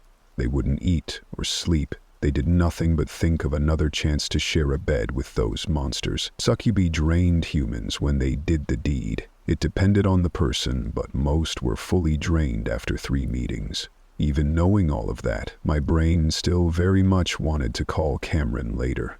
You're still thinking about it, Ito said, almost sounding disappointed. Sorry, I admitted. He got in front of me, trying to block the view of Cameron. Call me instead, he offered. I took in his completely serious expression. I didn't think I had done anything that impressed him enough to make such a suggestion. I glanced at his missing arm. He was a weak agent, one that wouldn't last very long at this job. He should have never even tried to fight the monster tonight. And yet, he was an honest person who cared about others. He instantly decided to offer himself up to save my life from Cameron. He was incredibly cute. I'll think about it, I said, smiling. You better, he threatened with a nod. Are you going to be okay without an arm? I pointed out. I hoped he wasn't in too much pain because of his injuries. I can easily replace it. He half shrugged. That was a relief. We were called over to give reports about what happened. It soon became clear that the monster I exploded was what ate the 4 men. It could shift between forms, so after it ate its victims in the washrooms, it just walked out of the bar with a different face. It was interrupted before it could finish the last meal that night. Ito found it in a bathroom. He saved a person but lost an arm. I was told to get my cuts looked at by a clinic. I refused. I could treat them at home, cheaper that way. We were let go for the night. Cameron clung to an agent but waved at me. I waved back, unable to help it. I asked Ito to contact me to tell me how he was doing. I wanted to know he was all right and wasn't just looking for him for a quick hookup. I then went back to the bar to fulfill my promise to buy the homeless men dinner. They didn't question my bloody arm, which was nice. I got home, tired as hell. I wrapped up my arm and crawled into bed. I wasn't able to sleep. My brain kept going back to the events that made me retire from contract work. The death of my partner weighed heavy on my chest. I'd avoided thinking about it for so long. When I finally did, it felt like my body was made of lead. My phone went off in the dark from a text coming in. I reached over, wondering who it might be. I heard there was an explosion downtown. Are you still alive? I stared at the screen for a long time. Did August really care if I was dead or not? It was an odd feeling to have someone check up on me. Another text came through before I answered him. I was going to buy Lucas a goldfish to teach him about death, but you'll do. I frowned. I don't know why I thought for a second he cared about me. He only cared about his adopted son, which wasn't entirely a bad thing. Go buy a fish, I replied. My arms had been taking a beating recently. The tainted magic had finally fully gone through my system, but now my left arm wasn't healing as fast as I would have liked. It hurt like a bitch, but I was glad I still had it. It could have been ripped off on the last job. I wondered if Ito had gotten his arm replaced yet. August sent me a screenshot of a job demanding we did it together. I debated the offer. Having backup was good. However, I didn't know if I had the energy to deal with him that day. The longer I took to answer him, the more texts came in. I caved and said yes. Within the next few hours, I found myself at the start of a hiking trail, waiting for him to arrive. In recent years, supernatural creatures have started to migrate to cities. It was easier access to food sources if they were the type able to blend in with humans. The monsters that stayed in the forests were either more animalistic or focused more on traditions. I wasn't looking forward to whatever waited in the woods. It could be anything from a werewolf to an ancient creature beyond human understanding. August arrived late. He said he was having trouble finding a babysitter he trusted. Lucas was in a kindergarten program. Most of the time, August didn't work when Lucas was awake and at home. Lately, he had been having issues finding jobs that fit within school hours. He didn't mind working at night and would often go 2 days without sleeping. Most of the time, Evie didn't mind staying overnight at his place to make sure Lucas was fine, but she was often busy during the day. He had started to have limited options for babysitters now that I was working more. When he walked over, he raised a cooler bag to show off. "Lucas helped make us lunch," he said proudly. "I'll admit that was pretty cute and worth waiting for." We walked down the trail to find the reported site. August happily talked about Lucas. The pain in my arm kept me from adding much to the conversation.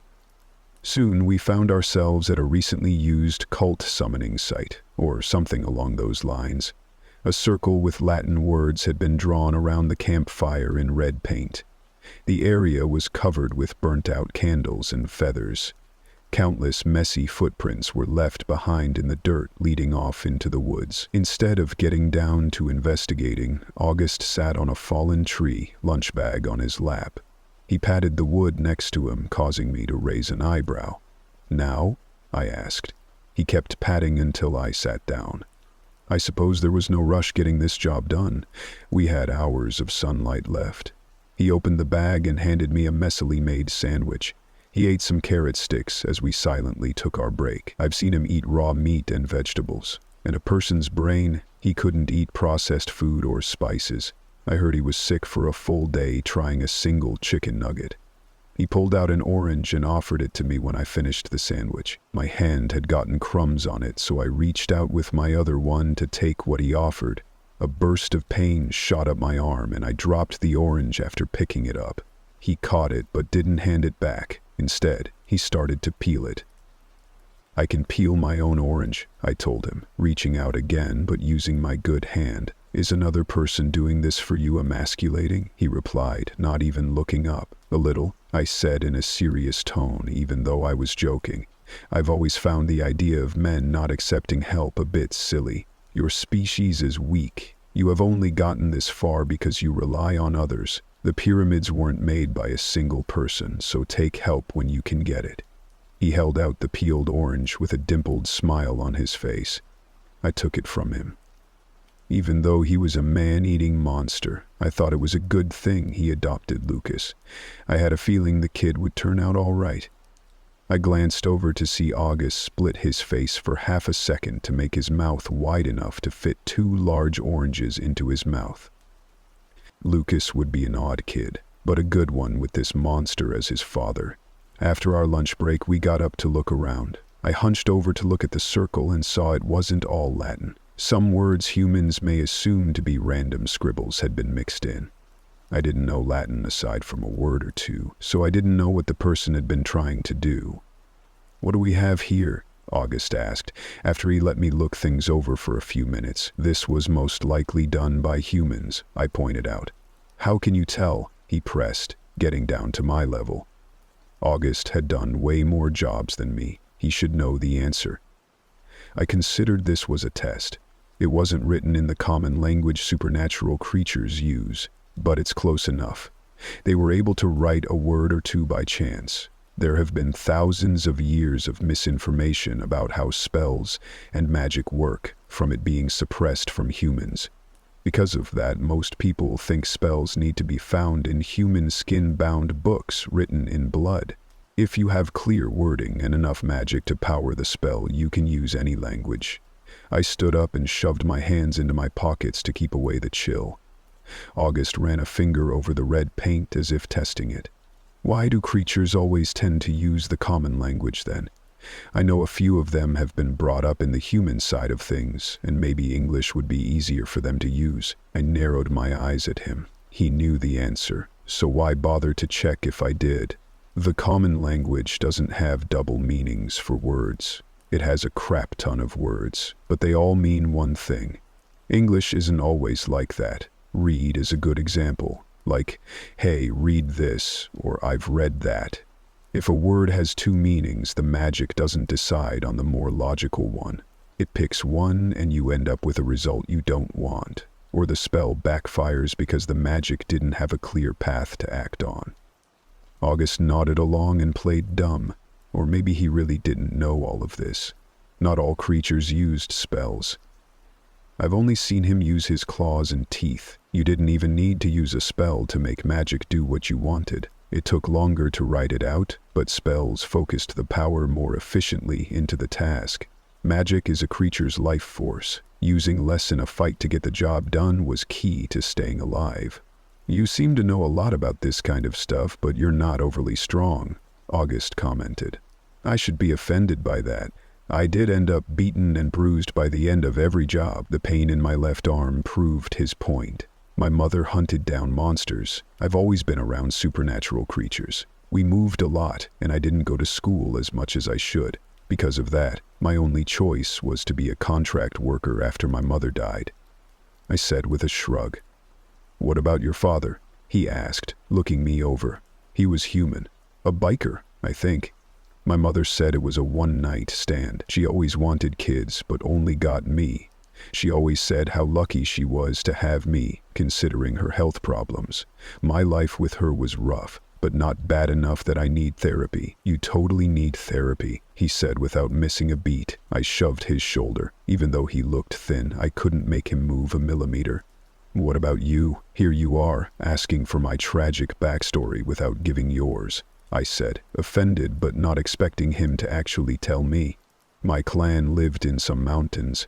Suddenly, cabins started to be built near us for a new tourist ski town. A few of the older generation saw it as free food. Contract workers got wind of it and took out my entire village. I accepted this leash to stay alive. I bounced around for a while before finally landing in Evie's care. He moved his head to show off the black ring around his neck. His voice sounded steady, but I was still kicking myself for asking him such an insensitive question. Not only did he most likely have to watch his loved ones be killed, but he was also caught and forced to work with the people who murdered his family. I looked away with a bad taste in my mouth. Humans and supernatural creatures are not meant to interact. The moment those humans stepped foot on our mountain meant death for both of us. If we keep working together, the day may come when one of us needs to turn on the other. You seem to know a decent amount about creatures, so it won't be a one-sided fight, he said in a rather calm tone. I looked back over to him, letting the words run through my head. We did try to kill each other when we first met, and then I stabbed him again in the cave, mostly trying to save my own life. If he went feral, could I kill him? I brought my attention to the empty lunch bag by the fallen tree. What about Lucas? I asked. He looked down at the ground as he gripped his hands together. This thought had come across his mind more than once. He was a monster, raising a human. That fact never left his mind since he adopted the poor kid. I would never do anything to hurt him on purpose. I would rather die. But because of what I am, I'll cause him pain. He may end up hating me. Until then, I'll treasure the moments of us together. I faintly remembered my mother saying the same thing to me when I was younger. Her lifestyle wasn't ideal for raising a child, but she didn't have any other way to live. She knew she was going to die young or even drag me into her kind of life, but she didn't regret the time we had together. It may be the reason why I never disliked the life we had, aside from not being able to finish high school to get a real job to stay afloat. August knew his time was limited with Lucas. He would either die on one of these jobs, or his adopted son would finally find out what kind of person was raising him. Could he deal with that information? How can you deal with finding out your parent isn't human? It is a bit random you want us to talk like this, I commented, wondering if he had some ulterior motives. I was just trying to waste some time, he admitted. I heard the sound before my brain registered what happened. August lifted his hand to block a bullet from going through my skull. His hand transformed into a claw with a protective shell. The shards of the bullet fell to the ground. He was moving before I even caught up to what was going on. I followed behind, pulling out a dagger I rented for this job. Another shot rang out from the tree line. My shoulder felt hot, but I didn't stop moving. Since I grabbed the dagger with my left hand, the hidden attacker assumed that was my dominant hand. The left side was already useless, and I baited the bullet from going into my good shoulder. I heard a scream as August found his target. I got through the bush to see him sitting on the chest of someone dressed in a black robe. He pinned the man's arms to the ground, but hadn't yet harmed him. "You were shot," August pointed out. "I'll recover. Who's this?" Blood dripped down my arm from the shoulder wound. It hurt. A lot. But I pushed it to the back of my mind and took hold of the dagger in my other hand. From the smell of things, he was the one sacrificing the chickens and spray-painted the spell circle. There were traces of red paint on the bottom of the dirty robes and some feathers sticking to the sleeves. While still pinning the man down, August took away the gun to hand it to me. He did a quick pat-down to confirm the stranger wasn't holding any more weapons. The man struggled, face flushed from being manhandled. "Get the fuck off me! I didn't do anything wrong!" I'd shouted, out of breath from August sitting on his chest. "You messed around with magic. That's dangerous. Depending on what you did, you might only get a warning," I told him, a bit glad this looked to be an easy job. "Go to hell. I'll never snitch on my beloved." I made eye contact with August. He had the same idea. Most of the time, spell circles were made by humans to summon whatever false god they believed in, or people with a monster fetish trying to get a partner that would end up eating them. If he brought a dangerous creature into this world, we needed to know what it was. But the whole summoning of a god idea wasn't off the table. It was much easier than you would think to drag one into this world. I was about to press the man further for answers, but froze when August changed tactics. He pinned the other man's wrists above his head in a way I'd only seen in slightly edgy romance novels. His face dropped in close to take a deep breath near the stranger's neck, causing the other man to let out a surprised squeak. It was so embarrassing to watch, I almost told him to stop. "The creature you summoned is very lucky. You have a nice smell about you. It's too bad we didn't meet before now." I didn't hide my disbelief. August was flirting. He pulled out every ounce of charm, and this guy was about to take the bait.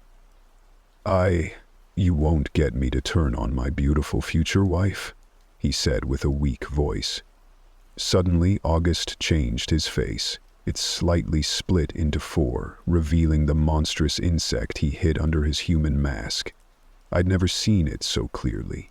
Most of the time he only partially showed it, or dropped his mask monster before it was buried into flesh. The front was divided by a cross. He opened each segment wide enough to swallow an entire human head in one bite. Countless sharp teeth lined each segment. He then closed his face, it shifting to something a little more human. His mouth was still wide with needle-sharp teeth. His now black eyes were extra long, appearing half-closed as if he was smiling. They shone in a way that reminded me of an oil spill. I thought he did this to scare the man into speaking. I soon realized the terrifying face had the opposite effect. A strangled sound came from the man, his face a deep shade of red, gross. I tried not to judge people for their preferences. But this guy was drooling over August of all people. He needed way better standards. "We just need to know if your future wife is dangerous." "Why don't you introduce us to her?" August suggested in his sweetest voice. Well, as sweet as he could sound. With his mask dropped, his voice sounded harder, as if he found it difficult to speak. He leaned in more to whisper something I unfortunately heard. "How about we ask her if you two will consider an open marriage?" The excited noise was the answer we needed. August let the man get up off the ground, tripping over his own feet, ready to bring us to whatever monster he dragged into our world. I was horrified that the strategy worked. August gave me a thumbs up behind the man's back, and I didn't return it. We followed behind, and the man introduced himself as Joey. He looked around my age. He brought his hood down to show off long, messy red hair and a face nearly covered with freckles. He was shorter, trying to grow out a patchy beard, and had crooked front teeth. I didn't think he was overly unattractive, just normal looking. I wondered if he had bad luck with dating, so he turned to summoning a monster wife instead. "She's a bit hard to handle to start with. I swear she's not dangerous, just misunderstood," he told us as we walked through the woods. "Honey?" "It's safe. Can you come out and see us?" Joey called out into the woods. "Honey," August joined in, and I punched his arm. He smiled with a row of sharp teeth, clearly enjoying acting like a dumbass. He needed to take these jobs more seriously. I knew if I told him, he would dismiss my concerns. I found out I preferred him goofing off compared to what else I had to deal with. A loud sound came from behind us as something large dropped from the trees. A strained expression came over August. He froze in his tracks, staring over my shoulder. "Honey, there you are," Joey said, excited to see the monster behind us. I finally looked to see what had stopped August in his tracks. I understood why Joey fell for this monster. She was beautiful, from the waist up. Long, deep blue hair that was almost black hid half her face. Dark eyes with glowing red pupils were set in my direction. Long fangs ready to rip flesh peeked from her mouth. Her lower body was that of a massive spider, making her twice my height. Aside from some webbing she wrapped around her chest, she wore no clothing. Extra arms sprouted from her back, each with a long curved black blade. I got my dagger ready, but I knew I was outmatched in this fight. For a pretty face, she was scary as hell. She proved just how frightening she was when her mouth opened. Large fangs came out, as well as an ear-piercing scream. August was useless. His legs gave out from under him. My body was full of fear, and I wanted to join him cowering on the ground, but I pressed on. I pushed us out of the way before a sharp blade came down on us. I felt the bottom half of my new thrifted jacket get cut off. I rolled in the dirt, avoiding a shower of blades. Thankfully, Honey was going after the moving target and not the shell-shocked insect creature. My mind was racing, and fear hammered in my chest. What could I do? Joey was begging Honey to stop without any success. Whatever spell that brought her here must have made it so she couldn't kill the one who summoned her, or she didn't care enough to do so. My weapon wasn't enough to take her down, and I couldn't leave August behind. Joey can go off and get eaten for all I care. I bet he would enjoy that. The blades sliced through thick trees I tried to hide behind. I narrowly avoided getting crushed by one as I ran. I took a huge risk to slide under her large body, my arm throbbing in pain. I didn't try to stab her, knowing her spider body would be too hard for my knife. I got up and went over to August. I took his arm, hauling him back to his feet. His face was a blank mask, staring off into space. I wanted to force him to run, but it was too late. A blade came down on us, and I raised my own on reflex. The spider monster was stronger, had a larger weapon, and more skill. I should have been cut in half. For some reason, I lived through the attack. A sharp pain came in my left leg, and then the hand I had in August started to burn. A white, hot feeling shot through my veins straight to the knife in my hand. When the blades clashed, a burst of power exploded outward, shattering them both.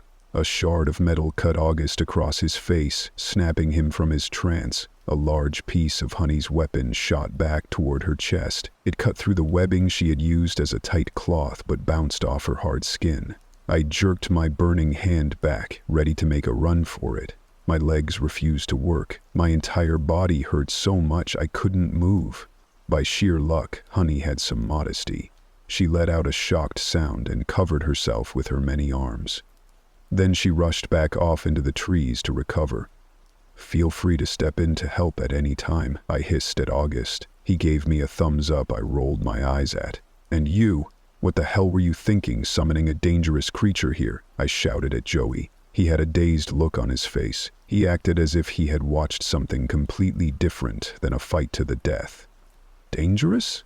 I thought that was how she, got things going. I was worried she fancied you over me," he admitted. I gritted my teeth. There had to be a limit to how stupid someone could be. If he wanted to die trying to get with a monster, he should have found a way to go to them instead of bringing one here. I took stock of the situation. When Honey came back, August was useless against her.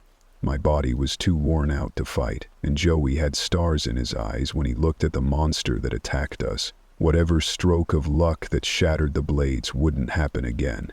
If it did, I would die. Simple as that. I needed another way out of this. I heard Honey stalking through the trees before I saw her. I kept a tight hold on August's arm in case we had a chance to run. She came out of the darkness, new webbing over her chest and all her arms ready. When I took a step closer to her, she tensed up. She didn't know how I shattered the blades. I was human, and yet I showed an odd power I shouldn't have. It freaked her out a little. "Can we just talk?" I offered to try to break this stalemate. She slowly put away her extra arms with the weapons. She got closer, arms crossed, ready to hear what I had to say. "I don't want to fight you, and I bet you don't want to waste time either. We only showed up here because of the signs. Someone summoned a creature recently. If you want to get back home, the corporation can arrange that. If you want to stay here, you need to register with them," I explained. "And submit myself to them? No, I've heard of their ways." She huffed in a voice that sounded as sweet as her name. "Why would she need to register with someone?" Joey asked, stepping into this conversation. Honey beat me to answer. "They are nasty things keeping all supernatural creatures under their control. Step one hair out of line and they kill off your entire species. They favor humans in conflicts, and on top of all that, they claim their actions are approved by the Silver King. As if our king would let so many of us be slaughtered by agents for the benefit of humans." Her words weren't entirely untrue. August was proof of that. His village had been killed when they refused to let humans on their land. If anyone here had a reason to agree with Honey, he would. No, I refuse to be a part of such a horrid company. I'll stay in this world proving my strength. I'll bring my family name honor. I cannot let go of any more of my pride after I let a man see my bare chest before marriage," she said as she tightened her arms, covering her chest. "If it makes you feel any better, I didn't see anything," I told her. Joey felt better by those words. August turned his head, an odd emotion on his face. "Who cares about pride and honor? All it does is shorten your life," he spoke in a bitter voice. "And what would an insect like you know about that?" Honey narrowed her eyes down at him. "Even insects have reasons to live. For my elders, it was the pride they had in their mountain. We could have left for an entirely different world with a better way of life, but they claimed we needed to honor our history. That stubbornness killed everyone. I'm still alive by sheer luck. There is no honor in a painful, lonely death." I wasn't expecting August to say any of that. He got past his fear of spiders to make eye contact with Honey, challenging her to answer. "And what do you suppose I'd do then? Become a slave like yourself?" she hissed. "What do you want out of life?" he replied in a calm voice. The question made Honey take a step back on her many legs. She had never had anyone ask her such a question, let alone let herself even consider such a thing. For most creatures, their lives were already planned out for them. She had expected to be strong, produce offspring, or die fighting. There had never been any other options. "That doesn't factor into..." she sputtered. "It does. You're on your own right now. I doubt your family or any of your species is going to come here looking for you. They won't hear about whether you decide to stick to what you've been taught, or if you do something different. However, there are limits to your freedom because you're a supernatural creature. If you start fights, the corporation will catch wind of it. They'll send agents to deal with you. If you kill too many humans for food, that will also cause agents to track you down. If you register with the corporation, they'll ensure you have a home and a steady food source in exchange for what you're willing to give. It could be your silk, your magic, or just doing some filing in an office if you can read." "Wait, seriously?" Joey asked in disbelief. "Pretty much," I shrugged. There was a little bit more to it all. This offer was only extended to sentient creatures. Monsters like the undead piles of bones I'd fought before were seen as a threat to be killed. But I knew about a few cryptid-like creatures that were allowed a certain number of human deaths per year. Even the ones who registered with the corporation that needed to eat humans to live were given just enough to survive. The entire system was messy. Only the head of the corporation knew the reasoning behind why some monsters could eat how many people per year, and why some creatures were killed on sight. I was paid by them, but I wasn't officially working for them. It wasn't my place to question the system. It appeared to be working, though. For the most part, Humans and creatures lived together on a very thin thread between the two worlds, always threatening to break. I do not have as many options as you first suggested. I should just kill the both of you and run off like I had planned. No need to worry about honoring my family name or being under the heel of another using my body for goods. I could have true freedom. Sweat started to form at the base of my neck. From the sounds of things, that option was what she wanted to pick. It would be a short-lived freedom, August told her. It wasn't a threat, but the truth. If we died here, then they would send out agents to take care of her. We were nothing compared to an agent. I thought about cute little Ito and mentally corrected myself. We were nothing compared to most agents. If you do that, I'm coming with you. Joey spoke up. Don't be silly. They would kill you too. Walk away now, and you'll just get a slap on the wrist. Honey waved off his offer. I was the one who summoned you. When we met, I told you the truth. I'm going to be with you till the end. I've loved you since I saw your face, and will do anything to make you happy. For a moment, he sounded pretty convincing. Honey appeared unmoved by his gentle words. Anything like drooling over the first creature you see when I'm not around? Or getting excited by an open marriage offer? That was a little embarrassing, she saw all that. She looked annoyed that Joey was so easily taken. He quickly got on his hands and knees, then pressed his forehead into the dirt as an apology. I'm sorry, I just felt like I was a worm. There is no way you could care about a pitiful thing like myself. I got carried away from the positive attention, but I truly thought you might like a second partner. You should go with him instead of me. I'm only good for stepping on. This was even more embarrassing. The sight hurt to watch. I needed to look away. A chill ran down my back as I did everything in my power to suppress what I just saw. Honey extended one of her pointed spider legs to press into Joey's back, forcing him further into the dirt. He was totally into it. I regretted asking her to talk. A blade to the stomach would be better than seeing this. It was a bold thing for a little worm like you to offer to throw away your life for me. What else would you do? She pressed harder. I'll give you anything. I'll worship you, Joey said, his words slightly muffled by the dirt. What if I eat your insides while you're still alive? Or if I bring you along and make you watch as I take a different partner, what would you do then? Joey raised his head enough to let their eyes meet. I'd never seen someone with such an honest expression before. I'll do whatever makes you happy. I'll give you my life or my body. If you want neither of those, it would be nice to be friends. I brought you here. The least I can do is get to know you. So, what do you want from me? Honey brought her leg back after his last question. She suddenly appeared lost. No one had ever asked her what she wanted in life. Being happy was never something she considered, as much as she hated the idea of it. If she went along with the corporation's deal, she had the chance to figure out answers to questions she never even thought of before. Finally, it appeared as if we had wrapped up this job. Things are never that easy. Something hit my back hard. I landed on the ground, scrambling to stand up. I threw off whatever landed on me, then raised the gun I stole from Joey at the attacker. I screamed when I saw a spider the size of a dog staring at me with red eyes and dripping fangs. I fired the gun, blowing apart half the spider's head. They looked scary as hell, but not that strong if a bullet took care of one. My entire body itched, and I was jumpy from the fear of there being more of those things around. My stomach dropped when I realized I just killed a spider in front of Honey. I started, my mouth dry. That was one of my siblings. They're assholes. Don't worry about it. They must have come through the same way I did, but only came out now because the sun is getting lower. At least she was on my side. Another spider went for her leg. She was faster and impaled it with the tip of her leg, then pushed it off with another. I started to notice more red eyes in the trees. August had frozen in place again. I couldn't count on him in this fight. I quickly emptied the gun.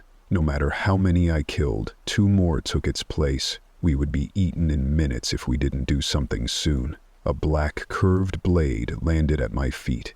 I gave Honey a questioning look. I'll protect this human, you protect your useless insect. I haven't fully decided what I want to do. but I'm not going to let these little butt munchers take me out before I figure out what makes me happy. I suddenly liked honey. I took the handle of the blade to cut the first spider in half. My body burned and I started to get dizzy. I was in no condition for this fight, but I pressed on. Thank God honey was tough. She took out a bulk of the spiders, leaving me the leftovers she missed. When I was almost about to collapse, the smaller creatures suddenly turned tail and ran. I wanted them to just run away in fear of their bigger sister, but we had no such luck. They were running from a larger sibling that showed itself. A booming crack rang through the forest, followed by a shockwave that nearly knocked me off my feet. Creatures could come to our world by summoning. However, if the barrier between the two worlds had been weakened and the monster was strong enough, they could push their way through. If August hadn't frozen up before, he would have been useless now. Even my body wanted to shut down from what I saw through the trees. A massive dark shape towered over the treetops. It had the body of a wolf but the legs of a spider. 8 red eyes were set on the head of a wolf. It started a clicking sound that ended in a howl that shook the trees. Shit! My big brother came by. There goes this world. Honey muttered to herself. She was already considering a way of leaving this world to get back to hers. Damn it, this sucked. We barely held our own against the smaller spiders, and now this. If I called backup, they would not arrive in time to save us. We had minutes before that thing spotted us and brought its fangs down. August was useless. Joey stared at the new monster as if he had just found a playboy in the woods, so he was more than useless. I couldn't run and was finding it hard to stand. That left Honey. Anyone could see she wasn't on the same level as this beast.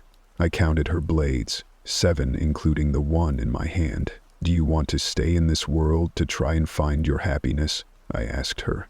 She glanced between the beast and Joey. She nodded, which made me let out a sigh of relief. I had a plan, but I wasn't sure if it would work. How fast can you produce silk? I asked her. Very, she nodded. How fast can you run? Super fast. Can the tip of your leg grow back? She nodded, a bit confused. I just needed someone to distract the wolf spider long enough to get our plan into motion. If Joey did it, he would die too fast.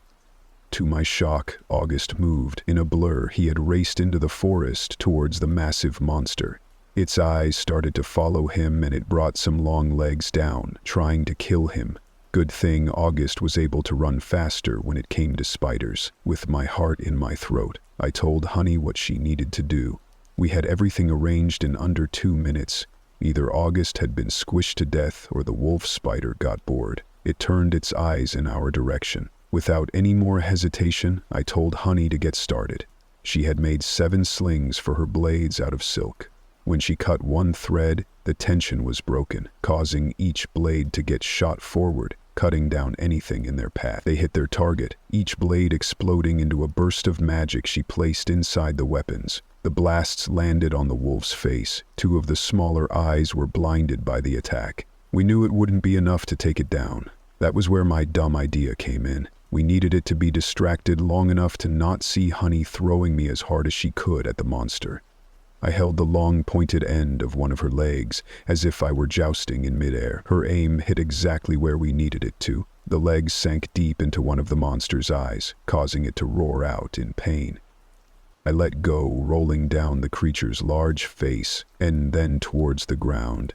We attached a thread to the piece of torn-off leg now buried in the monster's eye. The thin piece of strong silk connected the pair just long enough. When I was out of the way, she shot through as much magic as she could. The power fired directly through the injured eye and inside her big brother's brain.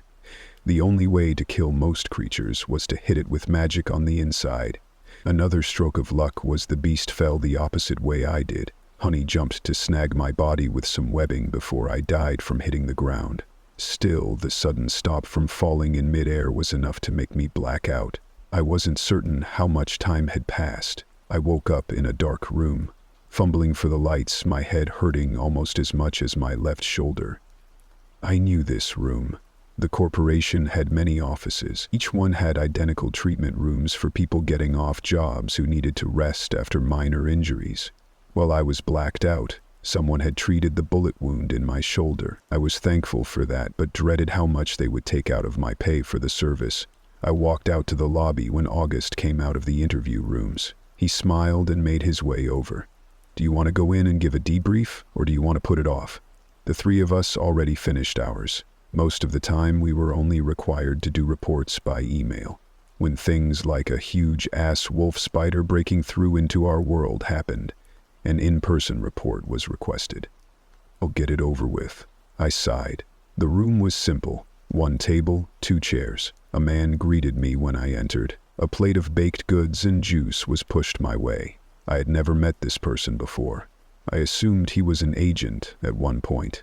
He lacked a suit jacket but was dressed in a tie and white pressed shirt. His hair was gray and neatly cut. He kept his hands folded on the table on top of some folders of paper.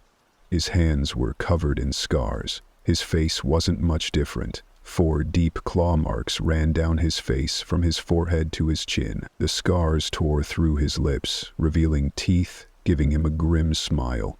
His eyes were kind, and I found myself able to relax as I sat down.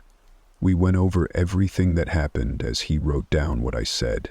His voice was soft, with some sort of accent I couldn't place. He didn't have any issues talking despite his exposed teeth, aside from the occasional sharp inhale after a sentence. "What's going to happen to Honey and Joey?" I asked when we were finally finished. "We're still talking that over with them. So far, Honey has not displayed any signs of aggression towards humans, besides yourself, of course. We're letting them choose what they would like to do. She didn't actually have a lot of choices. Go back to her world and be unhappy, or deal with a company she hated. How did Joey do all this? He didn't seem to have the power to make such a mess." My interviewer looked through his papers to double-check some information. "It seems as if he found out the summoning ritual over Discord. Whatever that is, there are a few humans recklessly sharing some dangerous information. Another group summoned some female hyena creatures. They were devoured, but we're not faulting the hyenas. We returned all but one to where they came from. That one wanted a job with us. Now, knowing how to summon these creatures is the first part. You must have the power to follow through." Joey burned a dagger that had been in his family for generations, unaware it held true. The men who summoned the hyenas sacrificed a virgin. My head felt heavy. Because that group wanted some hot monster girlfriends, a person was dead. I was glad I didn't eat any of the offered treats when I entered the room. Bile rose to the back of my throat and I felt so very tired. Monsters and humans should never interact with each other. I muttered to myself. "You think so?" the interviewer asked, his smile pushing back most of my negative thoughts. "I've seen a lot happen between creatures and humans. Despite it all, I think there are good moments. After all, I enjoyed talking with you." He pushed the tray closer to make me take a cup of juice. The sugar washed down some bitterness. This guy was smooth. It must be part of his job to be so charming. "I would suggest you take some time off. You got battered from today. I would like to dismiss you, but I want to ask a personal question," he said with a sharp inhale through his scars. I raised an eyebrow, wondering what on earth he would want to ask. "Why did you ask Honey to throw yourself with her leg? Surely the leg was sharp enough to pierce the eye. Did you need to risk your life like that?" I felt a redness come to my face. I chugged down the rest of my drink and started stuffing my pockets with cookies and muffins. I thought the extra weight would push the leg deeper down. It was a good plan. I defended myself. "I'm not saying it wasn't a good plan." He held a serious face for a moment. Then he needed to raise a hand over his mouth to cover up his laughter. "I lived, therefore it was a good plan." "I'm leaving now, Mr. Know-It-All," I said, annoyed. "My name is Klaus. I hope we don't need to meet again." His gentle voice and kind face made me pause. Seeing him meant I did a very dangerous job. If I wanted to keep my life, I needed to limit how many times I needed to go into this room for a report. "We will," I told him, and stole more baked goods before I left. I got home and collapsed in bed. Since we took down such a large monster, the pay would be more than normal. I had time to take it easy. A massive debt still hung over my head. No matter what I did, it felt like I hadn't even touched the amount left. Just before I fell asleep that night, August sent me a text. "Lucas wants a jumping spider as a pet. What should I do?" I ran through a few replies but settled on a simple answer. Man up and get one.